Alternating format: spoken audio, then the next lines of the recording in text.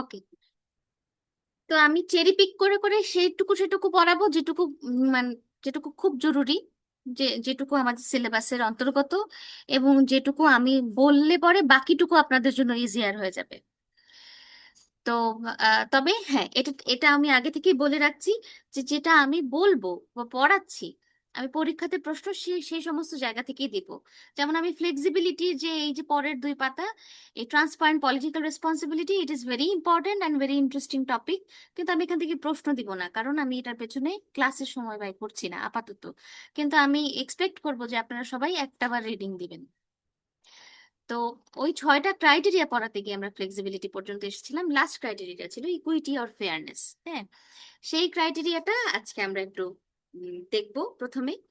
তো এই যে কোনো ট্যাক্স স্ট্রাকচার ভালো নাকি খারাপ সেটা নিয়ে কমেন্ট করা, বা সেটা ডিজাইন করার সময় যেগুলো বিষয় আমাদের মাথায় রাখতে হবে, তার মধ্যে এই জিনিসটা হচ্ছে যে কোনো আপনি যখনই একটা ট্যাক্স স্ট্রাকচার ডিজাইন করবেন এবং প্রপোজ করবেন, তখন সেটার মোস্ট ক্রিটিসিজম আসবে হচ্ছে এই অ্যাসপেক্ট থেকে, ইজ ইট ফেয়ার, এই কোয়েশ্চেন। তো এই যে কোয়েশ্চেনটা, however as we shall see, it is difficult to define precisely what is or is not fair. এই ফেয়ারনেস এই শব্দটা কিভাবে ডিফাইন করব আমরা, সেটা খুবই ভেগ, এবং সেটা আহ, উত্তর দেওয়া খুবই difficult. There are two distinct concepts of fairness. ফেয়ারনেসের কনসেপ্টটা আমাদেরকে ডিস্টিংক্ট, 2টা কনসেপ্ট আমাদের মাথায় রাখতে হবে in in terms of fairness. একটা হচ্ছে horizontal equity and the other is vertical equity. আমরা মনে রাখবো যে যখনই আমরা অন্য অন্য কোনো ক্ষেত্রেও, শুধুমাত্র ট্যাক্স না, if we are talking about equity or fairness, আমরা দুই ভাবে জিনিসটা চিন্তা করব, horizontal equity and vertical equity. What is horizontal equity? Horizontal equity হচ্ছে, হরাইজন্টাল ইকুইটি মানে হচ্ছে 2টা আইডেন্টিক্যাল ইন্ডিভিজুয়ালকে একটা ট্যাক্স স্ট্রাকচার সমানভাবে ট্রিট করে কি করে না। 2টা মানুষ যাদের বয়স এক, যাদের জেন্ডার এক, যাদের ইনকাম এক, যারা একই জুরিসডিকশন থেকে বিলং করে, যাদের খাদ্যাভ্যাস একরকম, যাদের লাইফস্টাইল একরকম, 2টা একদম আইডেন্টিক্যাল মানুষ, তাদেরকে ট্যাক্স স্ট্রাকচার একইভাবে ট্রিট করে কিনা। If the tax structure treats that two identical individual in the same way, তাহলে হরাইজন্টাল ইকুইটি আছে। যদি না থাকে, যদি না করে, তাহলে নাই। এখন এই এই এই যে নোশনটা, এটা খুব ফাজি। হ্যাঁ, এটার সাথে 2টো প্রশ্ন খুব ওতপ্রোতভাবে জড়িত। Number 1, what does it mean for two individuals to be identical in all relevant respects? 2টা ইন্ডিভিজুয়ালকে কখন আইডেন্টিক্যাল বলা যাবে, এবং আইডেন্টিক্যাল বলতে গেলে কি কি রিলেভেন্ট ক্রাইটেরিয়া আমরা কনসিডার করব, এটা একটা প্রশ্ন। দ্বিতীয় প্রশ্ন, what does it mean for two individuals to be treated the same? এখন যে আমি বলছি যে হ্যাঁ, প্রথম প্রশ্ন হচ্ছে আইডেন্টিক্যাল বলতে আমরা কি বুঝাবো। সেকেন্ড প্রশ্ন হচ্ছে আচ্ছা ঠিক আছে, আইডেন্টিক্যাল ডিফাইন করলাম, এখন এই 2টা মানুষকে যে সমানভাবে ট্রিট করছি, এই সমান মানে কি, কিভাবে মেজার করবো যে আসলে সমানভাবে ট্রিট করছি? এই যে 2টো প্রশ্ন, এই 2টো প্রশ্ন আমাদেরকে এই খুব একটা ভেগ একটা এরিয়া, খুব ফগি একটা এরিয়া তৈরি করে in terms of horizontal equity, thinking about horizontal equity. তো এই যে প্রশ্নটা, এই প্রশ্নটা মানে প্রথমত ধরুন আপনাদের বইতে যেভাবে স্টিজলিস বলেছেন, খুবই ইন্টারেস্টিং ভাবে উনি এক্সাম্পলটা দিয়েছেন, যে কনসিডার টুইন্স, 2জন যমজ শিশুর কথা চিন্তা করি, twins who are identical in every respect except that one likes chocolate ice cream and only chocolate ice cream, and while the other likes vanilla ice cream and only vanilla. 2টো বাচ্চা একদম identical twin, তারা একজন chocolate আইসক্রিমই পছন্দ করে, আরেকজন vanilla আইসক্রিমই পছন্দ করে। Only vanilla মানে হচ্ছে সে ভ্যানিলা আইসক্রিমই খাবে, সে চকলেট আইসক্রিম খাবে না। তার জন্য চকলেট আইসক্রিমের সাবস্টিটিউট ভ্যানিলা আইসক্রিম না। আবার ভ্যানিলা আইসক্রিম যে খাবে তার জন্য হ্যাঁ, চকলেট আইসক্রিমটা তার সাবস্টিটিউট না, আবার চকলেট আইসক্রিম যে খাবে তার জন্য ভ্যানিলা আইসক্রিমটা তার সাবস্টিটিউট না। তো তাদের জন্য তারা শুধু অনলি, তারা যে যে ফ্লেভারটা তারা পছন্দ করে সেটাই তারা খাবে। For simplicity we assume that chocolate and vanilla ice cream cost exactly the same amount. আমরা অ্যাজিউম করছি যে চকলেট আইসক্রিম এবং ভ্যানিলা আইসক্রিম দুটো তৈরি করতে খরচ সমান হয়। হ্যাঁ, এটা আমরা আমরা সিম্পলিসিটির জন্য এই অ্যাজাম্পশনটা করলাম। এটা যদি না করি তাহলে আমাদের এই হাইপোথেটিক্যাল এক্সাম্পলটা মানে it can not stand on its own feet. হ্যাঁ, তো সেটার জন্য আমরা এই অ্যাজাম্পশনটা করছি, is the tax system treating the two individuals in a horizontally equitable manner if it taxes vanilla and chocolate ice cream at different rates. এখন যদি ট্যাক্স সিস্টেম ভ্যানিলা এবং চকলেট আইসক্রিমের উপরে দুইটা রেটের ট্যাক্স বসায়, তাহলে ওই আইডেন্টিক্যাল টুইন দুটোকে আমরা কিন্তু সমানভাবে ট্রিট করছি না।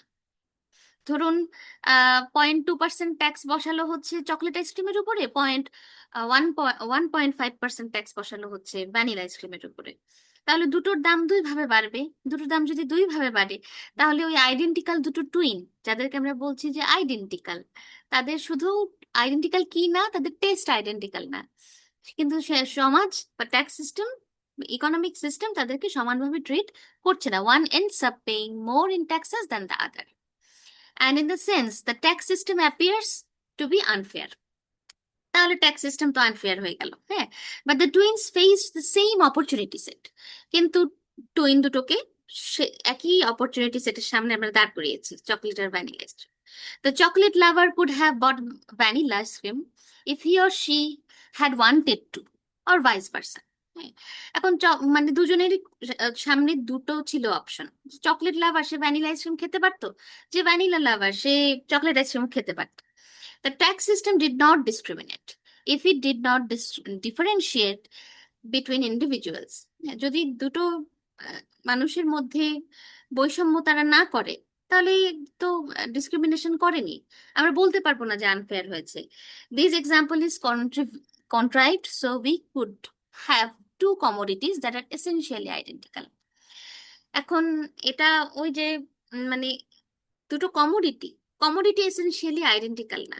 হ্যাঁ, in practice those there are many examples in which the tax system gives different treatments to individuals who differ in taste. এখন এই যে এই এইখানে দুটো মানুষকে আমরা আইডেন্টিক্যাল বলছি, দুটো কনজিউমার আইডেন্টিক্যাল, তাদের কি আইডেন্টিক্যাল না, তাদের টেস্ট আইডেন্টিক্যাল না। আপনার প্রোডাক্ট তো ডিফারেন্সিয়েটেড হবেই। হ্যাঁ, কিন্তু শুধুমাত্র টেস্টকে যদি আমরা কনসিডার করি, তাহলেই আমাদের হরাইজন্টাল ইকুইটি, হরাইজন্টাল ফেয়ারনেসের যে জায়গাটা, সেটা ভেঙে পড়ে। তো যেমন আপনাদের আরেকটা এক্সাম্পল আছে হার্ড লিকুয়ারের উপরে যদি higher tax on hard liquor করা হয়, for instance discriminate against those who prefer scotch relative to those who prefer wine or বিয়ার।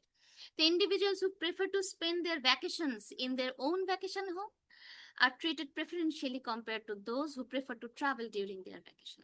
স্বাভাবিকভাবে যাদের নিজেদের ভ্যাকেশন হোম আছে, তাদের ভ্যাকেশন সেখানে যদি তারা স্পেন্ড করে, তাহলে তাদের পয়সা খরচ কম হবে। আর যারা ভ্যাকেশনের জন্য ট্রাভেল করবে, তাদের অতিরিক্ত খরচ হবে, তারা ভ্যাকেশন হোমের রেন্টালের ফির সাথে তাদের কিছু ট্যাক্স দিতে হবে। তারা যে ট্রাভেল করবে, সে যে এয়ার ট্রাভেল করতে পারে, ট্রেন ট্রাভেল করতে পারে, সেখানে টিকেটের সাথে তারা কিছু ট্যাক্স দিবে সরকারকে। নানানভাবে দেখা যাবে যে দুটো ফ্যামিলি যারা সব দিক থেকে আইডেন্টিক্যাল মনে হচ্ছে, কিন্তু একজনের ভ্যাকেশন হোম আছে আর একজনের ভ্যাকেশন হোম নাই, তখন দেখা যাবে যে দুটো মানে মনে হবে যে tax system is not being fair to them. হ্যাঁ, because of the system, because of the process, because of the complexity. তো এই যে টেস্টের ইস্যু, বা ওই যে লিকুয়ার্ডের এক্সাম্পল দিলাম, বা ওই যে আইডেন্টিক্যাল টুইন যারা ভ্যানিলা আইসক্রিম চকলেট আইসক্রিম, দুটো অপশনের মধ্যে থেকে একটার উপরে ট্যাক্স রেট বেশি দেওয়া হচ্ছে। এখন ট্যাক্স তো ট্যাক্স রেটটা যে ডিরাইভ করা হবে, সেটা তো অন্য আরো অনেক কিছুর উপর ডিপেন্ড করবে। দেখা যাবে যে ওই প্রোডাক্টটা, দুটো প্রোডাক্ট তৈরি করতে আমরা এই জন্যই আমরা অ্যাজিউম করেছি যে সমান খরচ হয়।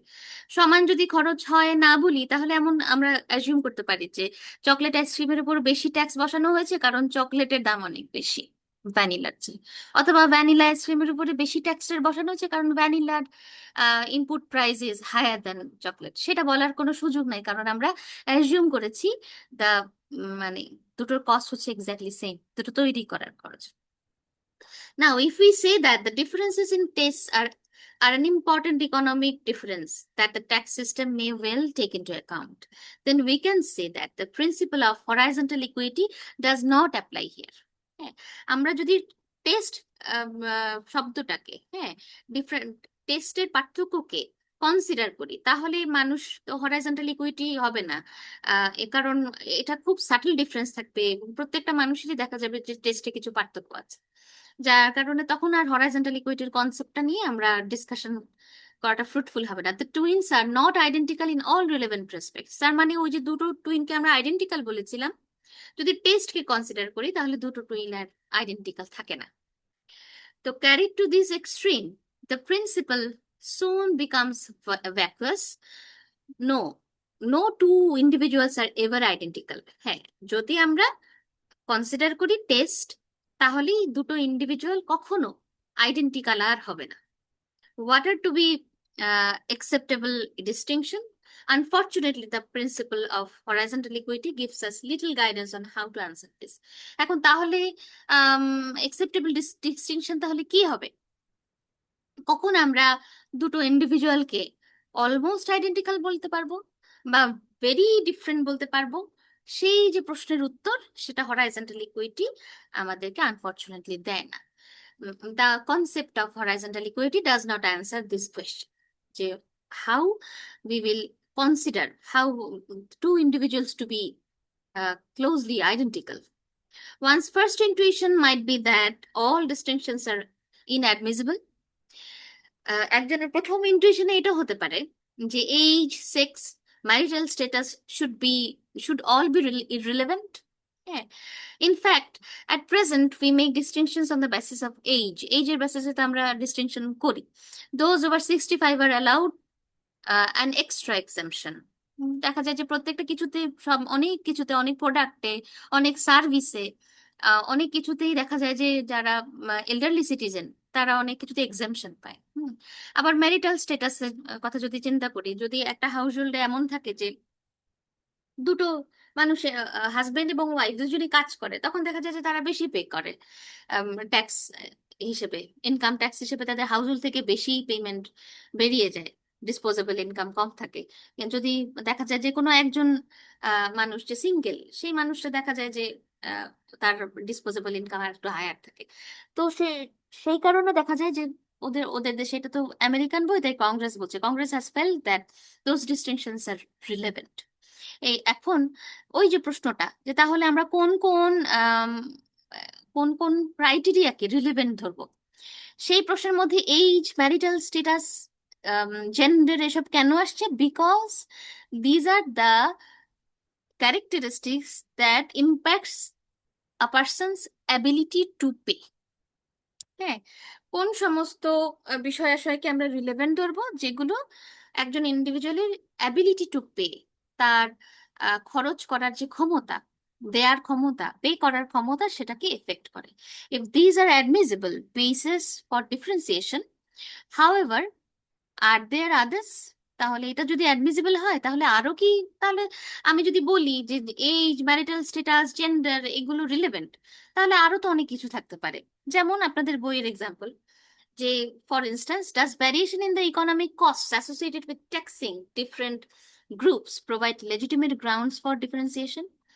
ট্যাক্স দেওয়ার যে খরচ, আমি আপনাদেরকে বলেছিলাম লাস্ট ক্লাসে যে ইনডিরেক্ট কস্ট আছে, ট্যাক্স দেওয়ারও একটা খরচ আছে। এখন স্বাভাবিকভাবে যদি একটা হাউস হোল্ডে দুজন মানুষ ধরুন কাজ করে, এর মধ্যে একজন বেশি টাকা ইনকাম করে, আরেকজন কম টাকা ইনকাম করে, একটা ট্যাক্স রেটটা যদি কোনো কারণে বাড়ে, দেখা যায় যে সমান হারে বেড়েছে, যদি বাড়ে তাহলে দেখা যায় যে যে বেশি টাকা ইনকাম করে তার জন্য তার অতটা গায়ে লাগে না, কিন্তু যে কম টাকা ইনকাম করে তার জন্য এটা খুব বেশি, tax will be more taxing to that individual. তাহলে ট্যাক্স দেওয়ার যে খরচটা, সেই খরচটাও তার জন্য অনেক বেশি হবে। 100 টাকা, আমরা জানি এমপিসির কনসেপ্ট থেকে আমরা সেটা জানি যে যারা যারা বেশি পোর, তাদের জন্য খরচটাও অনেক বেশি। তাদের তাদের যদি ওই ওই যে পে স্কেল দিবে, যারা দেখা যাবে যে যারা দরিদ্র মানুষ, তাদের জন্য সেটা যতখানি আনন্দদায়ক হবে, সবচেয়ে হায়ার গ্রেডের যে ইনকাম, তার জন্য সেটা হয়তো মার্জিনালি সেটা তাকে এফেক্ট করবে। হ্যাঁ, এবং ঠিক একইভাবে ট্যাক্সও ঠিক তাই। যখন ট্যাক্স দিয়ে তার কাছ থেকে রেভিনিউ তুলে নেওয়া হবে, তখনও যে নিচের দিকের পে স্কেলে বিলং করে, তার জন্য সেটা অনেক বেশি ট্যাক্সিং হবে যে উপরের দিকে থাকে তার চেয়ে। তো এখন যদি এই যে আম, আমি আমি এইজ কে, জেন্ডার কে, ম্যারিটাল স্ট্যাটাস কে রিলেভেন্ট মনে করি, তাহলে তার আম, তার সে কোন ইনকাম টায়ার থেকে বিলং করে সেটা কেন না, এই যে প্রশ্নটা করা হবে, তাহলে সেই প্রশ্নের উত্তরই আমরা প্রোগ্রেসিভ ট্যাক্সের মধ্যে পাই। আমরা একটু সামনে গেলে এই জিনিসটা পাবো। In household with two workers, the worker with the lower wage displays much more sensitivity to the wage rate than the higher earning worker. Income taxes may have large effects on the secondary worker, although they have almost no effect on the amount of labor supplied by the primary worker. So thus, if the government were concerned with minimizing the inefficiencies arising out of the tax system, it would impose a lower tax on the secondary worker. তাহলে যদি government inefficiency কমিয়ে আনতে চায়, তাহলে যে মানুষটা secondary income source, যার secondary worker এবং লো পেইড ওয়ার্কার, যে সেই সমস্ত মানুষকে গভর্নমেন্ট কম রেটে ট্যাক্স করবে। Is this fair? Another example illustrating the difficulties is provided by healthcare expenditure. Should two individuals with the same income but different healthcare expenditure be treated the same? এই কোয়েশ্চেনটার উত্তর যে দুইটা মানুষ সেম ইনকাম টায়ার থেকে belong করে, কিন্তু একজনের health care expenditure বেশি এবং আরেকজনের হেলথ কেয়ার এক্সপেন্ডিচার কম, তাহলে ট্যাক্স স্ট্রাকচার কি এই দুটো মানুষকে সমানভাবে ট্রিট করবে? কারণ যার হেলথ কেয়ার এক্সপেন্ডিচার বেশি, তার তো দেখা যাবে তার ডিসপোজেবল ইনকাম থেকে অনেক বড় একটা অংশ সে খরচ করে ফেলে হচ্ছে বেঁচে থাকার জন্য, সুস্থ থাকার জন্য। আর যে মানুষটা একদম সুস্থ, সে হয়তো তার অনেকখানি এই খরচটা হয় না। সুতরাং এই দুটো মানুষের লাইফস্টাইল, এই দুটো মানুষের চিন্তা ভাবনা, এই ধরনের স্পেকুলেটিভ যে সমস্ত সিদ্ধান্ত, সেটা একদম আলাদা হবে। তো does it make a difference whether the healthcare expenditures are voluntary like a facelift or necessary the heart bypass surgery? এখন এই প্রশ্ন, তখন এই প্রশ্ন আসবে যে তাহলে হেলথ কেয়ার এক্সপেন্ডিচার যে করে, আমরা যদি তাকে কোনো মানে যে বেশি হেলথ কেয়ার এক্সপেন্ডিচার করে তাকে যদি কোনো এক্সেমশন দিতে চাই, হ্যাঁ, দুটো আইডেন্টিক্যাল ইনকামের মানুষকে, এখন ইনকাম আমি কনসিডার করছি, এইজ, জেন্ডার, ম্যারিটাল স্ট্যাটাস, এগুলোর সাথে আমি ইনকামকেও কনসিডার করছি। ইনকামকে যদি কনসিডার করি, তখন প্রশ্ন এসে যায় যে দুইটা আইডেন্টিক্যাল ইনকামের মানুষ, আর তাদের সব আইডেন্টিক্যাল, এখন একজন হেলথ কেয়ার এক্সপেন্ডিচার বেশি করে আর একজন কম করে, তাহলে সেটাও কনসিডার করতে হয়। তো সেটা যদি কনসিডার করতে হয়, তাহলে হেলথ কেয়ার এক্সপেন্ডিচার যে বেশি করে, তখন প্রশ্ন আসবে যে সে আসলে কিসে এক্সপেন্ডিচার করে। এমনও তো হতে পারে যে সে পারফেকশন ফ্রিক, সে ফেস লিফট করে, সে বটক্স করে, সে এমন এমন সব সার্জারি করে যেগুলো আসলে বেঁচে থাকার জন্য প্রয়োজন নেই। আবার এমনও হতে পারে যে একজন মানুষ সে সমান পরিমাণ খরচ করছে, কিন্তু সে খরচ করছে হচ্ছে তার ইসেমিক স্ট্রোক হয়েছে, সে ব্রেনের জন্য ইসিআইসি বাইপাস করে, বা সে হয়তো হার্টে রিং পরাচ্ছে বা বাইপাস সার্জারি করছে, লিভার ট্রান্সপ্ল্যান্ট করছে, যেটা তার বেঁচে থাকার জন্য দরকার, কিন্তু সে একই পরিমাণ টাকা হয়তো অন্য কেউ খরচ করছে হচ্ছে তার ফেস লিফটের জন্য, তার কোনো কোয়ের পছন্দের জন্য। তাহলে এই দুটো মানুষকে তখন আমি কিভাবে ডিফারেন্সিয়েট করব? বোঝাতে পারছি যে ট্যাক্স স্ট্রাকচার ডিজাইন করাটা কত ডিফিকাল্ট। যদি আমরা বলতে চাই যে সেটা ইকুইটি বা ফেয়ারনেস, এই প্রশ্নটা যখন সামনে চলে আসবে, তখন it becomes very very difficult for the authority to decide what to consider and what not to. So, the following example illustrates the difficulty of even defining the meaning of equal treatment. এরপরে আমরা মানে আর একটা উদাহরণ দেখবো যে equal treatment. এখন equal treatment, প্রথম কোয়েশ্চেনটা আমরা গেলাম যে কি কি কনসিডার করবো, কখন দুটো মানুষকে আইডেন্টিক্যাল করবো, সেই প্রশ্ন তো উত্তর আমরা দিতে পারছি না। এখন দেখি যে তখন দুইটা মানুষকে আইডেন্টিক্যাল বলবো কেন? কারণ তাদেরকে আমরা ইকুয়াল ট্রিটমেন্ট দিতে চাই, because we are talking about horizontal equity. তাহলে ইকুয়াল ট্রিটমেন্টের মানে কি? As in we could agree that a man and a woman who had received the same income over their working lives should be treated equally for purposes of social security. এখন আমরা চিন্তা করি যে দুটো মানুষ, একজন মহিলা এবং একজন পুরুষ, যারা একই পদে বহু বছর ধরে চাকরি করেছে, সমান পরিমাণ ইনকাম করেছে প্রতি মাসে, এখন তারা রিটায়ার করেছে, রিটায়ার করার পরে তারা প্রভিডেন্ট ফান্ড পাবে। এখন তাদেরকে যে ডেফিনেটলি তাদেরকে আমরা ইকুয়ালি ট্রিট করব, কারণ একজন হচ্ছে ম্যান আর একজন ওম্যান, সেটা জেন্ডারের বেসিসে তো আমরা তাদেরকে ডিফারেন্সিয়েট করব না। সেটা যদি না করি, তাহলে এখানে একটা ইন্টারেস্টিং জিনিস হয়, সেটা হচ্ছে যে একজন, তখন প্রশ্ন আসে যে তাদেরকে আমরা যদি সোশ্যাল সিকিউরিটি পারপাস সমান টাকা দিতে চাই, বা প্রভিডেন্ট ফান্ড, তাকে তাদের এলপিআর এ যাওয়ার পরে তাদেরকে যে টাকা দিব, সেটা যদি গ্র্যাচুইটি, পেনশন, এটা যদি সমান দিতে হয়, তাহলে সেটা কি আমি অ্যানুয়াল বেনিফিট তাকে যেটা দিব সেটা সমান দিব দুইজনকে, নাকি এক্সপেক্টেড টোটাল বেনিফিট সমান দিব? মানে যদি তাদেরকে তাদের লাইফ টাইমে ধরে নিলাম যে দুইটা ইন্ডিভিজুয়ালকে আমি 50 লাখ টাকা দিব, তাহলে আমি কি সেই 50 লাখ টাকা দুইটা ইন্ডিভিজুয়ালকে দিব, নাকি বছর বছর তাদেরকে একই অ্যামাউন্টে টাকা দিব, যে 2 লাখ টাকা করে প্রতি বছর তাদেরকে দেওয়া হচ্ছে? এখন এখানে একটা প্রশ্ন এসে যায়, on average women live significantly longer than, পুরুষের চেয়ে মহিলারা সিগনিফিকেন্টলি লম্বা সময় বাঁচে। So this two rules give different results. তা এই দুটো রুল, যদি এক্সপেক্টেড টোটাল ইনকামের কথা চিন্তা করি আর অ্যানুয়াল বেনিফিটের কথা চিন্তা করি, দুইটা একদম ডিফারেন্ট রেজাল্ট দিবে। যদি টোটাল এক্সপেক্টেড বেনিফিট সমান হয় তাহলে দুটা মানুষ সমান পাবে, কিন্তু যদি অ্যানুয়াল বেনিফিট সমান হয় তাহলে মহিলারা যদি বেশি দিন বাঁচে, তাহলে অন অ্যান এভারেজ দেখা যাবে ফিমেলদের পেছনে বেশি টাকা খরচ করতে হচ্ছে। এটা কি বোঝাতে পেরেছি? অনলাইন ক্লাসের হচ্ছে এই সমস্যা, ঘুমিয়ে গেছি আমরা নাকি জেগে আছি বোঝা যায় না। বোঝাতে পেরেছি আমি এটা? বলুন তো কি বলেছি।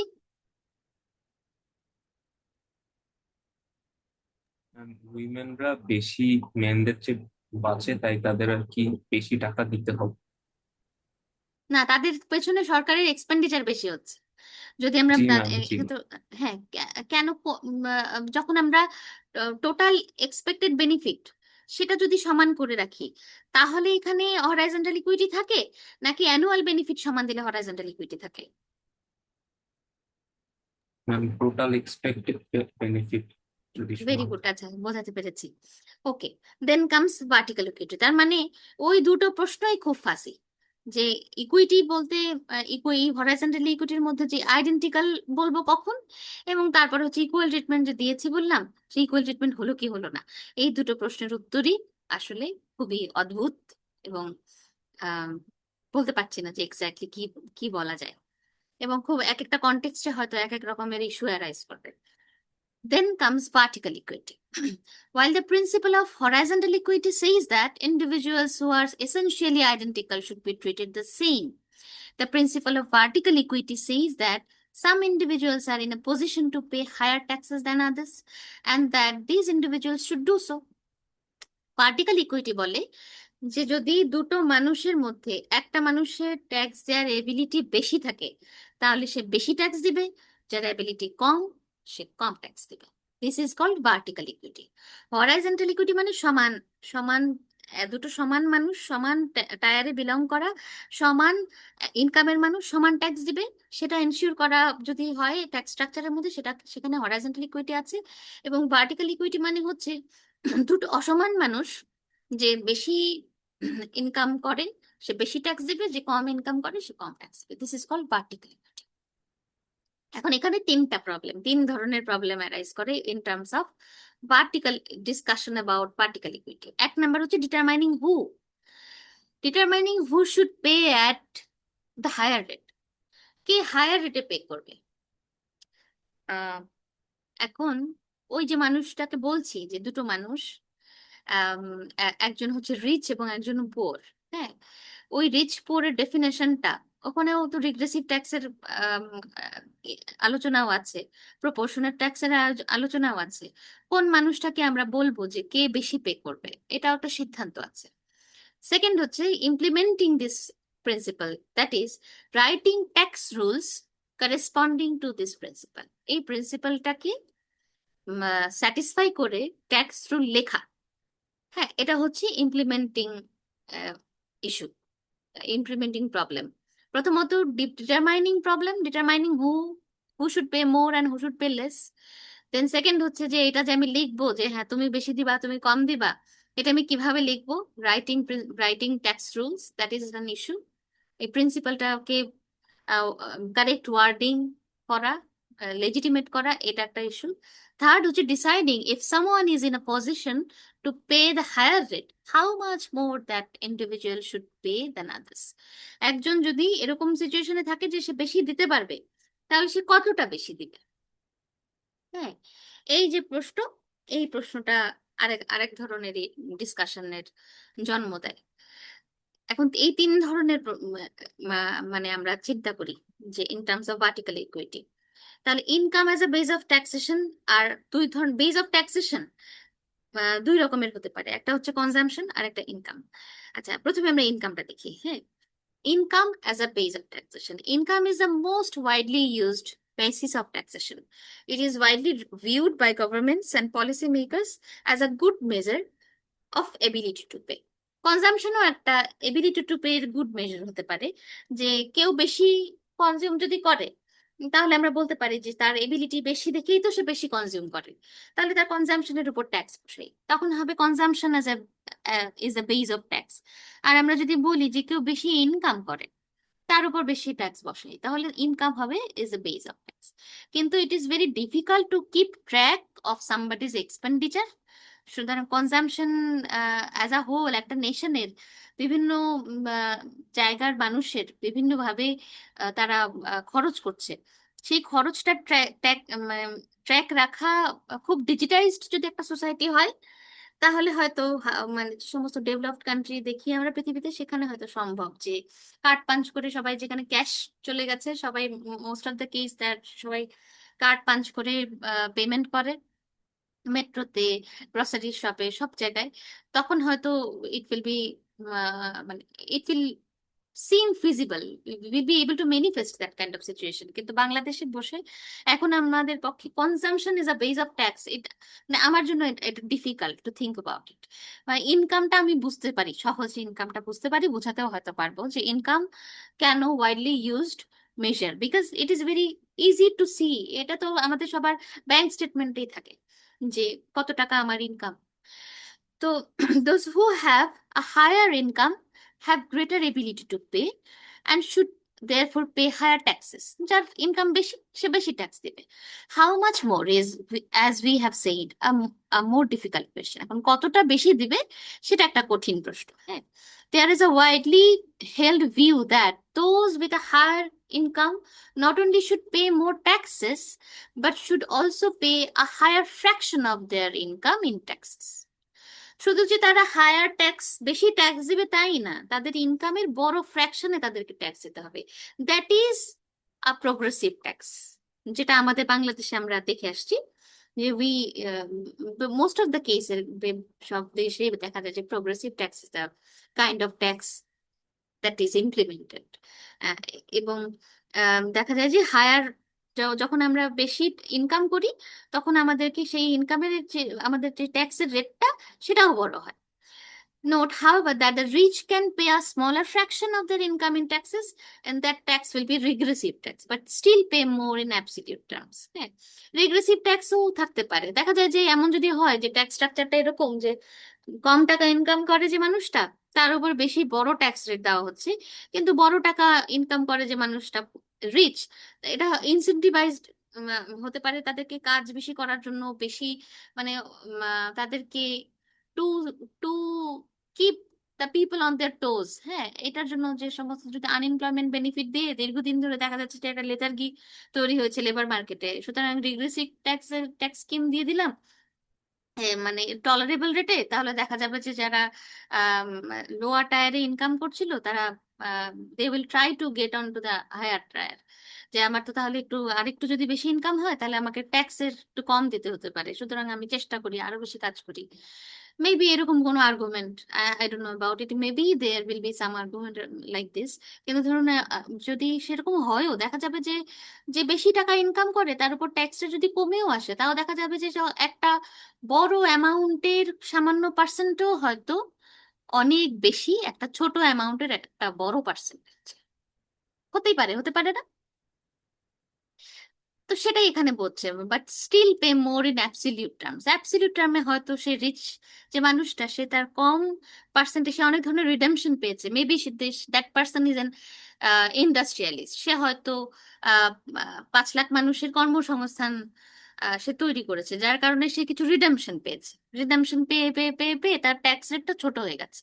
ছোট হয়েও দেখা যাচ্ছে যে তার যে সামান্য পরিমাণ ট্যাক্স দিতে হয় সেই অ্যামাউন্টটাও তার এত বড় একটা অ্যামাউন্ট, যে অ্যামাউন্টটা হয়তো অনেক বড় একটা চাঙ্ক, সোসাইটির একটা অনেক বড় একটা চাঙ্কের মানুষের সবাই মিলে যে পরিমাণ ট্যাক্স দেয় তার চেয়ে হয়তো বেশি ইন অ্যাবসলিউট টার্মস হতেই পারে।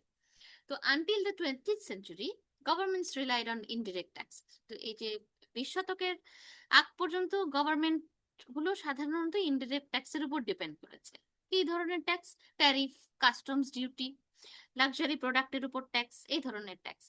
কিন্তু যখন গভর্নমেন্ট অ্যাজ আ বডি সেটা অনেক বড় হয়ে গেছে, গভর্নমেন্টের অনেক ধরনের নতুন নতুন কাজ তৈরি হয়েছে, গভর্নমেন্টের চলতে আরো বেশি টাকার দরকার হবে টু রেইজ রেভিনিউ। এখন গভর্নমেন্টের বেশি রেভিনিউ দরকার হবে। It was only when governments took on a wider role, গভর্নমেন্টের আরো বড় আহ, ধরনের কাজ করতে হবে, অনেক ধরনের কাজ করতে হবে সেই সময়, with a greater need for income, আরো বেশি ইনকাম তাদের দরকার, তখন তারা তাদের ওই ট্যাক্সেশনের বেসটাকে বড় করতে শুরু করেছে। সেই বড় করতে করতে করতে করতে ইনকাম ট্যাক্স, নতুন ধরনের ট্যাক্স ইনক্লুডেড হয়েছে, প্রফিট ট্যাক্স, রেভিনিউর উপরে ট্যাক্স বসায় দাও, প্রফিটের উপর ট্যাক্স বসায় দাও বিজনেসের, এই ধরনের ট্যাক্স গুলো তখন নতুন নতুন ধরনের ট্যাক্স, কর্পোরেট ট্যাক্স বসিয়ে দাও কর্পোরেশনের উপরে, এই সমস্ত ট্যাক্স ইনক্লুডেড হয়েছে। So in addition, the income tax seemed able to introduce a high degree of progressivity and to avoid the distortions associated with having a large number of taxes on different commodities. হ্যাঁ, এবং ওই যে ডিস্টরশনটা, বিভিন্ন ধরনের কমোডিটির উপরে tax বসানো হবে, কোনটা ইলাস্ট্রিসিটি কেমন, কোনটার উপরে ট্যাক্স দিলে বেশি রেভিনিউ পাওয়া যাবে, কোনটার উপর ট্যাক্স দিলে কম রেভিনিউ পাওয়া যাবে, কোনটার উপর ট্যাক্স দিলে ডিস্টরশন বেশি হবে। আমি বলেছিলাম লাস্ট ক্লাসে যেটা রিপল এফেক্টের মতো, আমরা একটা পানির ভেতরে একটা টোকা দিলে যেমন সেটা গোল গোল রিং রিং রিং রিং হয়ে একদম একদম ব্যাংক পর্যন্ত যায়, সেরকম ট্যাক্সেরও যে কোনো একটা কমোডিটির উপর ট্যাক্স বসালে রিলেটিভ প্রাইস চেঞ্জ হয়ে যায় সব কমোডিটির সাথে, সেটা তখন দেখা যায় যে সেটার ইম্প্যাক্ট সবকিছুর উপর পড়ে, এবং এটাকে আমরা বলেছিলাম ডিস্টরশন। এবং এই ডিস্টরশনটা যতখানি কম হবে, tax will be more efficient, tax scheme will be more efficient বলেছিলাম। তো তাহলে আমরা যদি দেখি যে এরকম একটা সিচুয়েশন যেখানে আম, ওই অনেকগুলো কমোডিটি, হাজার হাজার লক্ষ লক্ষ কমোডিটি আছে মার্কেটে, এখন কমোডিটির উপরে ট্যাক্স বসাবো, কোনটার উপর বেশি কম, সেটার সেটার কোনটার এফেক্ট কোনটার উপর পড়ে, এবং সেটা খুবই জটিল একটা ক্যালকুলেশন। কিন্তু income tax is more simple, less complex, মানে সিম্পল তো অবশ্যই না, ডেফিনেটলি কমপ্লেক্স, কিন্তু less complex than commodity tax. Today, in much of the world, the income tax has become a less important source of revenue. এখন বেশিরভাগ পৃথিবীর বেশিরভাগ জায়গায় ইনকাম ট্যাক্স এখন রেভিনিউর একটা কম গুরুত্বপূর্ণ সোর্স। যদিও ইনকাম ট্যাক্স ইজ, আমরা যদি আমাদের বাংলাদেশের, আমরা যখন বাজেট ডেফিসিট পড়বো তখন দেখবো যে ইনকাম ট্যাক্স থেকে বের হয়ে আসা রেভিনিউ, সেই রেভিনিউর অ্যামাউন্টটা এত বেশি না যে যেটার উপরে একটা গভর্নমেন্ট রিলাই করে। হ্যাঁ, that is a very small amount of money. এবং পৃথিবীর সব বেশিরভাগ দেশের জন্য এটা একটা less important source of revenue. গভর্নমেন্টের আর্নিং এর আরো বড় বড় সোর্স প্রয়োজন হয়। It has been replaced or supplemented by the value added tax, VAT, VAT, VAT. আমরা সবকিছুর উপরে কিনতে গেলে যে ভ্যাট দেখি, which is designed to tax only consumption, not savings or investment. স্বাভাবিক, আমি আমি কখন কনজিউম করি, কনজাম্পশন আমি কি দিয়ে করি, আমার ডিসপোজেবল ইনকাম দিয়ে সেভিংস করি, কনজাম্পশন করি। সুতরাং কনজাম্পশনটা, এই যে কনজাম্পশন করি যখন একটা একটা বস্তু আমি কিনি, আমি 1 কেজি চাল কিনি, সেটার উপরে যখন ট্যাক্স দিব, আমি যে যে মানের চালটা কিনি, সেই মানের চালটা যদি আরো একজন কিনে, তখন সে একই পরিমাণ ট্যাক্স দেবে। সেই মানুষটা আর আমার কোন ইনকাম টায়ারে আমরা বিলং করি সেটা কিন্তু ম্যাটার করে না। হ্যাঁ, তো ভ্যাট হচ্ছে আহ, বেশিরভাগ ক্ষেত্রেই এখন ভ্যাটটা একটা বড় source of revenue for the government. হ্যাঁ, not savings or investment, and which is typically not progressive. এটা তো প্রোগ্রেসিভও না। ভ্যাট হচ্ছে এমন একটা অ্যামাউন্ট যেটা হয়তো ওই ইয়ের সাথে, সেটার সম্পর্ক হয়তো ওই প্রোডাক্টের দামের সাথে, প্রোডাক্টের দামের সাথে প্রোগ্রেস, দাম বাড়বে তার সাথে প্রোগ্রেসিভলি ট্যাক্স রেট বাড়বে, ভ্যাটের রেট বাড়বে, সেটা সাধারণত হয় না। তো এটা, ইট is not progressive. There is a further concern about taxing only consumption. Even if one could impose a progressive consumption tax, much of consumption, especially of the very rich, would likely escape taxation. For instance, if the consumption occurs abroad. যদি consumption হয় base of taxation, তখন একটা সমস্যা আছে। সেটা হচ্ছে, যদি বলি যে consumption will be the base of taxation, তখন আম, সেটাকে যদি আবার প্রোগ্রেসিভ রেট থাকে, সেটার যে কনজাম্পশন যার বেশি সে বেশি ট্যাক্স দেবে এবং কনজাম্পশন যার কম সে কম ট্যাক্স দেবে, এরকম যদি একটা একটা পলিসি থাকে, তাহলে দেখা যাবে যে যারা ধনী, যারা অনেক ধনী, তারা হয়তো বেশিরভাগ সময় দেখা যায় তারা কনজিউম বেশি করে, এবং তারা কনজিউমটা হয়তো দেশের মধ্যে করেই না। তারা হয়তো শপিং করতে বিদেশে চলে যায়, দুবাই চলে যায় শপিং করতে, মালয়েশিয়া থাইল্যান্ড চলে যায় ভ্যাকেশনের জন্য, হয়তো তারা দেশের বাইরে শপিং করে। তখন তখন তাদের কনজাম্পশন যদি হয় অ্যাব্রডে, তখন দেখা যাবে যে কনজাম্পশন ট্যাক্স থেকে যে টাকাটা উঠে আসছে সেটা মানে সেটা দেশের যে গরিব মানুষ তাদেরকেই বেশি ক্ষতিগ্রস্ত করছে। সুতরাং distortion will be higher in that case. সুতরাং ট্যাক্সেশনের ইম্প্যাক্ট, ট্যাক্সেশনের কারণে যে ডিস্টরশন, সেটা আম, ওই প্রোগ্রেসিভলি আমরা চিন্তা করতে পারি in case of income, income is a base of taxation, কিন্তু ইন কেস অফ কনজাম্পশন সেটা আমরা চিন্তা করতে পারি না। তো consumption is a base of tax, হ্যাঁ।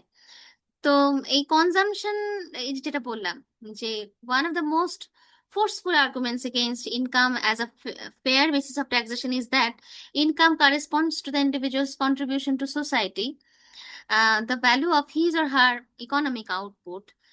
It is not fairer to tax individuals on the basis of what they take out of the society rather than what they contribute.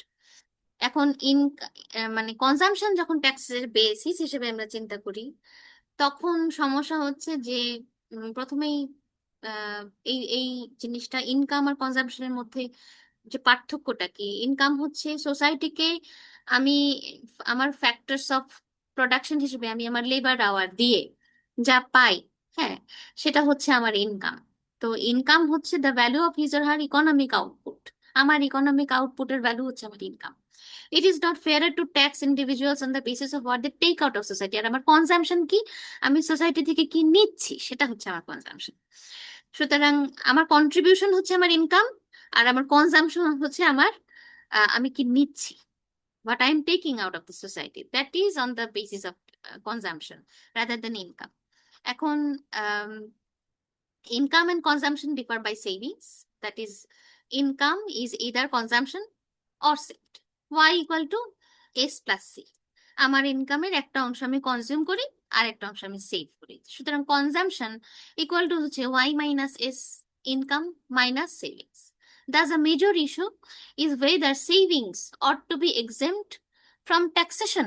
It can be shown that this is equivalent to the question of whether the return to savings, interest, dividends, capital gains ought to be exempt for taxation. এখন প্রশ্ন আসে যে তাহলে income যদি ট্যাক্সেশনের base না হয়ে যদি কনজাম্পশনকে ট্যাক্সের বেস হিসেবে চিন্তা করা হয়, তাহলে কনজাম্পশন মানে কি? কনজাম্পশন মানে হচ্ছে ইনকাম মাইনাস সেভিংস। তাহলে আমি যদি একটা মানুষের কনজাম্পশনকে ট্যাক্স করি এবং একই সাথে আমি যদি আম, তার সে বাজার সে ব্যাংকে টাকা রেখে যে ইন্টারেস্ট পায়, যে যে তার বন্ড থেকে বিক্রি করে সে যে ডিভিডেন্ড পায়, তার যে ক্যাপিটাল আছে সেখান থেকে যে সে স্টক মার্কেটে তার কিছু যদি স্টক থাকে সেখান থেকে যে গেইন পায়, সেগুলোকেও যদি ট্যাক্স করি, তাহলে তো ডাবল কাউন্টিং হবে। হ্যাঁ, তার দুই ভাবে ট্যাক্স দেওয়া হবে। সেটা কি আমি করতে পারি? এই প্রশ্নটা তখন চলে আসে যে conflicting views of equity, the following. এখন একটা এক্সাম্পল আমরা দেখবো। Consider another pair of identical twins to whom we shall refer as prudence and imprudence. They both earn the same wages during their lifetime. তারা দুজন আম, সে identical twin দুজন সমান income করেছে তাদের লাইফ টাইমে। Prudence however saves 20% of her wages during her lifetime, accumulating a sizable nest egg for her retirement. সে 20% করে তার ইনকাম ওয়েজ জমিয়েছে, ওয়েজ থেকে টাকা জমিয়েছে তার রিটায়ারমেন্টে তার ভালো থাকার জন্য। Imprudence on the other hand always spends what she receives. Imprudence কি করেছে? যা কিছু সে রিসিভ করে ওয়েজ ইনকাম হিসেবে, সেখান থেকে অনেকটাই সে পুরোটাই সে স্পেন্ড করে দেয়। when she reaches retirement applies for welfare, মানে যখন সে রিটায়ারমেন্টে গেছে তখন সে ওয়েলফেয়ারের জন্য অ্যাপ্লাই করছে। এটা তো বিদেশি বই, সেখানে ওয়েলফেয়ারের জন্য অ্যাপ্লাই করার সুযোগ আছে। যে under the present tax system, prudence pays considerably higher taxes than imprudence because prudence must pay taxes on the interest that she earns on her savings while she receives fewer government benefits. এখন গভর্নমেন্টের কাছ থেকে যেহেতু সেই ওয়েলফেয়ারের জন্য apply করেনি, সুতরাং গভর্নমেন্টকে তাকে তাকে টাকা কম দিতে হবে। কিন্তু এখন প্রুডেন্স যে মানুষটা যে সেভ করেছে, তাকে যদি তার ইন্টারেস্ট পেমেন্টের উপরে, সেভিংস এর উপরে থেকে যে সেই ইন্টারেস্ট পায় সেটার উপরে ট্যাক্স দেওয়া হয়, তাহলে গভর্নমেন্ট কিন্তু তার কাছ থেকে দুই ভাবে টাকা নিচ্ছে। তার কাছ থেকে সে over the period of her life time যে ইনকাম করেছে সেখান থেকে ইনকাম ট্যাক্সও নিয়েছে, আবার তার কাছে তার ইন্টারেস্টের উপর সে যে সেভ করেছে সেখান থেকেও তার কাছ থেকে টাকা নিয়েছে। হ্যাঁ। তো আর যে ইমপ্রুডেন্স, সে শুধু ইনকাম ট্যাক্স হিসেবে টাকা দিয়েছে, আর বাকি টাকা সে এখন এখন ওয়েলফেয়ার দিয়ে সে যে চলবে, সে গভর্নমেন্টের কাছ থেকে টাকাটা নিবে, গভর্নমেন্টকে টাকা তো দিতে হচ্ছে না। Prudence views the present tax system as unfair. এখন প্রুডেন্সের মনে হচ্ছে যে এখন এই ট্যাক্স সিস্টেম তো unfair, as their economic opportunity sets were identical. এখন দুটো মানুষের ইকোনমিক অপরচুনিটি সেট তো আইডেন্টিক্যাল ছিল। ইমপ্রুডেন্স তো চাইলে টাকা জমাতেও পারতো, কিন্তু সে তো টাকা জমায়নি। Because their opportunity sets were identical, she believes they really have the same ability to pay and should pay the same taxes. She asks, should the government force me to be my sister's keeper if my sister does not choose to help herself? এখন সেই প্রশ্নটা করতে পারে গভর্নমেন্টকে, যে government কি তাহলে আমাকে ফোর্স করছে যে আমি আমার বোনের, আমার আইডেন্টিক্যাল টুইন যে বোন যে টাকা জমায়নি, তা তার দেখভাল করব, মানে তার রেসপন্সিবিলিটি নিচ্ছি আমি? If my sister does not choose to help her, সে তো এটা চুজ করেনি, এটা তার চয়েস যে সে টাকা জমায়নি। হ্যাঁ। Is it fair to punish prudence with additional taxation? প্রুডেন্সকে কি এটা পানিশ, মানে এই এডিশনাল ট্যাক্স দিয়ে তাকে পানিশ করা হচ্ছে? And reward her high living sister, যে যে সারা জীবন হয়তো বেশি টাকা খরচ করেছে, অতিরিক্ত ব্যয় করেছে, তাকে রিওয়ার্ড করা হচ্ছে? যে যে লাক্সারি খাতে হয়তো সে বেশি টাকা খরচ করে ফেলেছে। আর sister replies that the past makes no difference, as they approach retirement their incomes differ. এখন ইমপ্রুডেন্স বলছে যে পেছনে কি হয়েছে সেটা ভুলে যাও, যেহেতু আমাদের দুজনেই আমরা রিটায়ারমেন্টে চলে গিয়েছি, এখন তুমি রিচ, আমি পোর।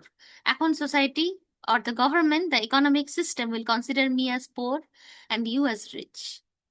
The fact is that Prudence's income is considerably in excess of Imprudence's, and Prudence is therefore better able to pay for the support of the government and her sister. এখন Prudence এমন অবস্থায় আছে, যেহেতু সে টাকা জমিয়েছে, সুতরাং সে গভর্নমেন্টকে তার ইন্টারেস্ট থেকে, সে যে টাকা জমিয়েছে সে টাকাটা যদি আমরা একটা এফডিআরও করি, সেখান থেকে তো আমাদের কিছু ইন্টারেস্ট আসবে, সেই ইন্টারেস্টের উপরে কিছু ট্যাক্স দিতে হয়। তাহলে সে গভর্নমেন্টকেও ট্যাক্স দিতে পারছে, এবং তার এই এবিলিটি আছে যে সে তার বোনকেও সে রাখতে পারবে।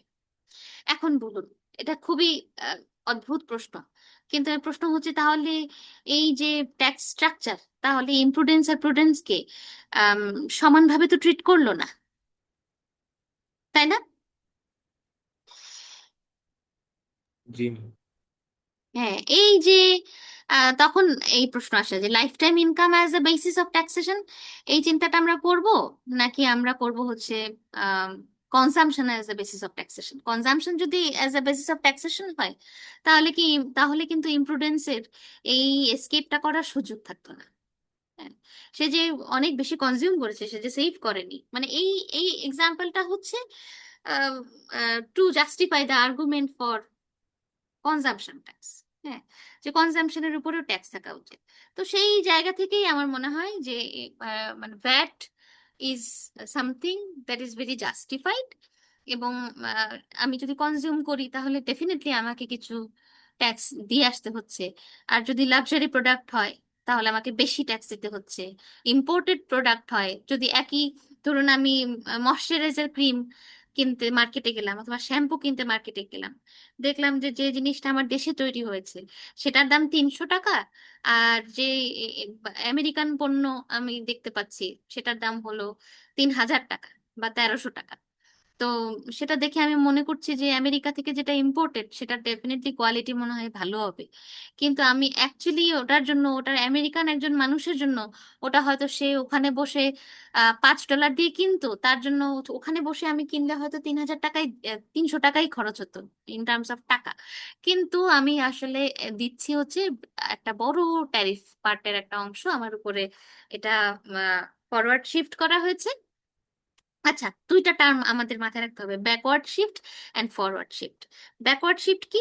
যখন আমি ট্যাক্স বসাই, ধরুন একটা প্রোডাক্টের উপরে ট্যাক্স বসানো হলো, আম, তখন যদি প্রডিউসার তার যে ফ্যাক্টরস অফ প্রোডাকশন, যেমন ধরুন লেবারদের ওয়েজ কমিয়ে দিল, হ্যাঁ, বা লেবারদের ওয়েজের সে বছর বছর ইনক্রিমেন্ট করতো, সেই ইনক্রিমেন্টের রেটটা কমিয়ে দিল, তার মানে সে ব্যাকওয়ার্ড শিফট করছে। হ্যাঁ, ফ্যাক্টরস অফ প্রোডাকশনের উপরে, বা সে যে মানের ইনপুট কিনতো সেই মানটা কমিয়ে দিল, সে খারাপ মানের ইনপুট কিনতে শুরু করলো যেটার দাম আর একটু কম, এটাকে বলে ব্যাকওয়ার্ড শিফট। আর ফরওয়ার্ড শিফট কি? ফরওয়ার্ড শিফট হচ্ছে যে দাম যদি বাড়িয়ে দেয়, পণ্যের দাম যদি বাড়িয়ে দেয়, হ্যাঁ, সেটা হচ্ছে ফরওয়ার্ড শিফট, কনজিউমার সেটা বেয়ার করবে, not the producer, not the factors of production. যারা এই জিনিসটা কনজিউম করবে সেই বেশি ট্যাক্স দেবে, তখন সেটাকে আমরা বলি হচ্ছে ফরওয়ার্ড শিফট। তো দুই রকমের শিফট হতে পারে। ইনসিডেন্স অফ ট্যাক্স যখন আমরা চিন্তা করি, তখন আমরা এই দুই রকমের চিন্তা করি। আপাতত আমাদের এই যে ডিসকাশন, যে একটা ট্যাক্স স্ট্রাকচারকে কখন ভালো বলবো কখন মন্দ বলবো, এবং ভালো ট্যাক্স স্ট্রাকচারের কি কি বৈশিষ্ট্য থাকতে হবে, পাঁচটা 6টা বৈশিষ্ট্য, সেই 6টা বৈশিষ্ট্য এই পর্যন্তই থাকবে। এখন আমি যেটা আপনাদেরকে পড়ানো শুরু করব এবং পড়ানো শেষ করে এই এই জিনিসটা পড়ানো আম, একটু ছোট্ট একটা টপিক, এটা হচ্ছে আপনাদের ব্রাউনিং এর বইয়ে chapter 10, principles of tax analysis. হ্যাঁ, এই চ্যাপ্টারটা আমরা অনেকখানি পড়বো। তো প্রথম হচ্ছে ট্যাক্স ইনসিডেন্স। আমি আপনাদের ইয়েটা একটু বের করি, আপনাদের কোর্স আউটলাইনটা একবার একটু দেখি।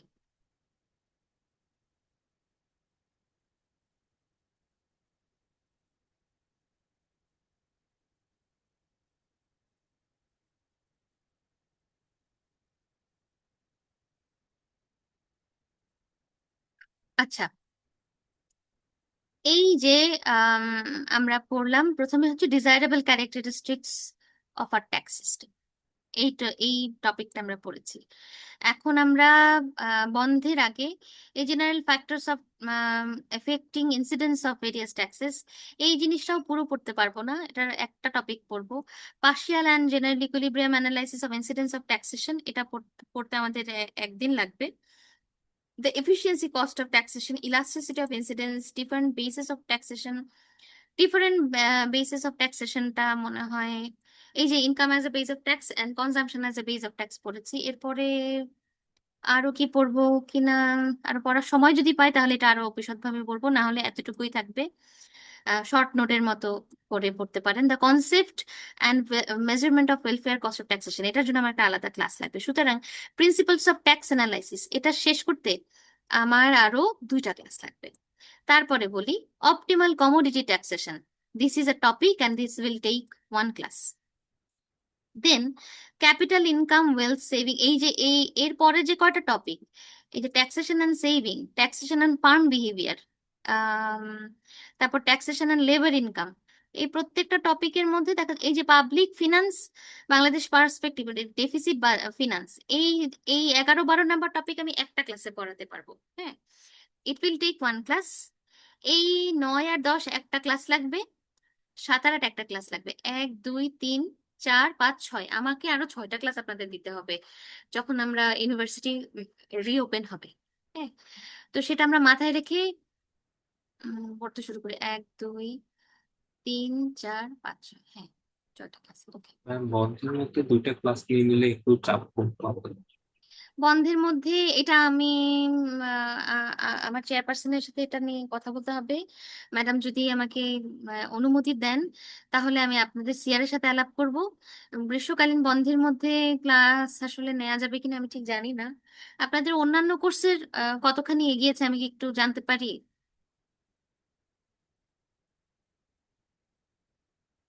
সেগুলো কি প্রায় শেষ বা শেষের দিকে এরকম, ইকোনমেট্রিক্স?